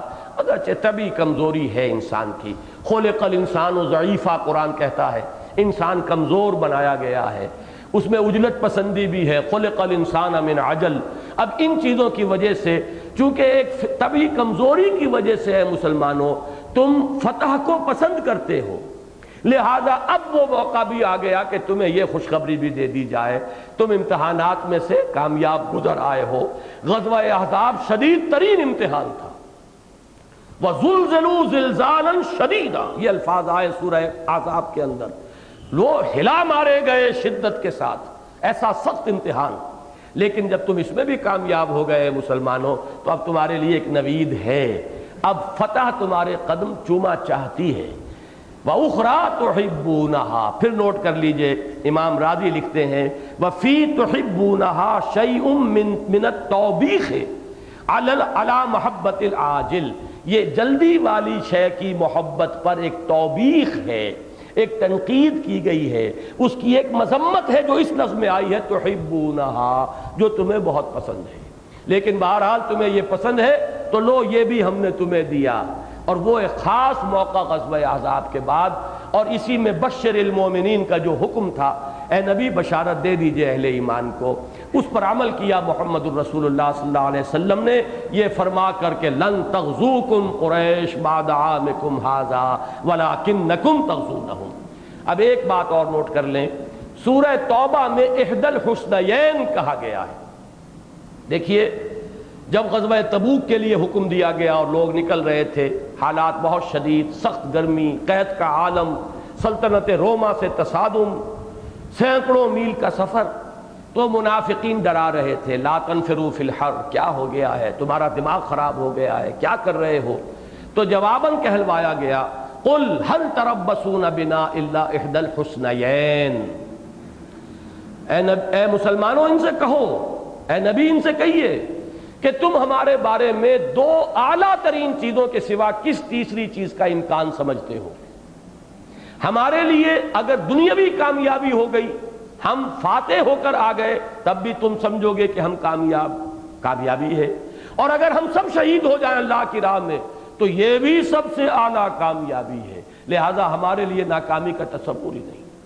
بندہ مومن کی جد و جہد صحیح رخ پر ہو، صحیح نیت سے ہو، ناکامی کا کیا سوال ہے؟ البتہ یہ ہے کہ نیت میں خلل ہو تو ناکامی پہلے ہی قدم پر ہے، اور اگر انسان کا یہ ظرف ایمانی جو ہے یہ ذرا اتھلا ہے، کم گہرا ہے، تو پھر ان چیزوں کی طرف ذہن جاتا ہے بار بار۔ لیکن واقعہ یہ ہے کہ اس آیہ مبارکہ میں رہنمائی ہے بڑی عظیم، ان چیزوں سے ذہناً بالکل لا تعلق ہو کر اپنے اس فرض کو ادا کرنے کے لیے تن من دھن لگاؤ کہ اللہ کے دین کے غلبے کی جد و جہد فرض ہے، بعثت محمدی کے مقصد کی تکمیل علی صاحب الصلاۃ والسلام، اس کے لیے تن من دھن لگا دینا فرض ہے۔ اب وہ ہو فبیہا، نہ ہو تب بھی فبیہا، تمہارے لیے دونوں شکلیں برابر کامیابی کی ہیں، دونوں احدی الحسنیین کے درجے میں ہیں، اعلیٰ ترین حسنہ، وہ دونوں کی دونوں انتہائی حسنہ ہیں۔ اس تصور کو سامنے رکھیں گے تو بددلی کا کوئی سوال نہیں، پست ہمتی کیسے پیدا ہو جائے گی؟ آدمی لگا رہے گا آخری وقت تک، تا دم آخر دم فارغ مباش، ہر وقت انسان جو ہے اس جد و جہد میں لگا رہے جب تک جان میں جان ہے۔ جیسے کہ وہ ترانہ تھا جو صحابہ کرام کی زبانوں پر تھا غزوہ احزاب میں، نحن الذین بایعوا محمدا علی الجہاد ما بقینا ابدا، ہم نے تو بیعت کی ہوئی ہے محمد سے صلی اللہ علیہ وسلم جہاد کی، اب یہ جہاد جاری رہے گا جب تک جان میں جان ہے، جب تک جسم اور جان کا رشتہ قائم ہے جہاد جاری رہے گا، رشتہ ٹوٹ گیا ہم سرخرو ہو جائیں گے۔ فزت ورب الکعبہ، رب کعبہ کی قسم یہی اصل کامیابی ہے۔ اللہ تعالیٰ مجھے اور آپ کو اس معنی میں جہاد کا لائحہ عمل اپنی زندگی کے لیے اختیار کرنے کی توفیق عطا فرمائے۔ اقول قولی ھذا واستغفر اللہ لی ولکم ولسائر المسلمین والمسلمات۔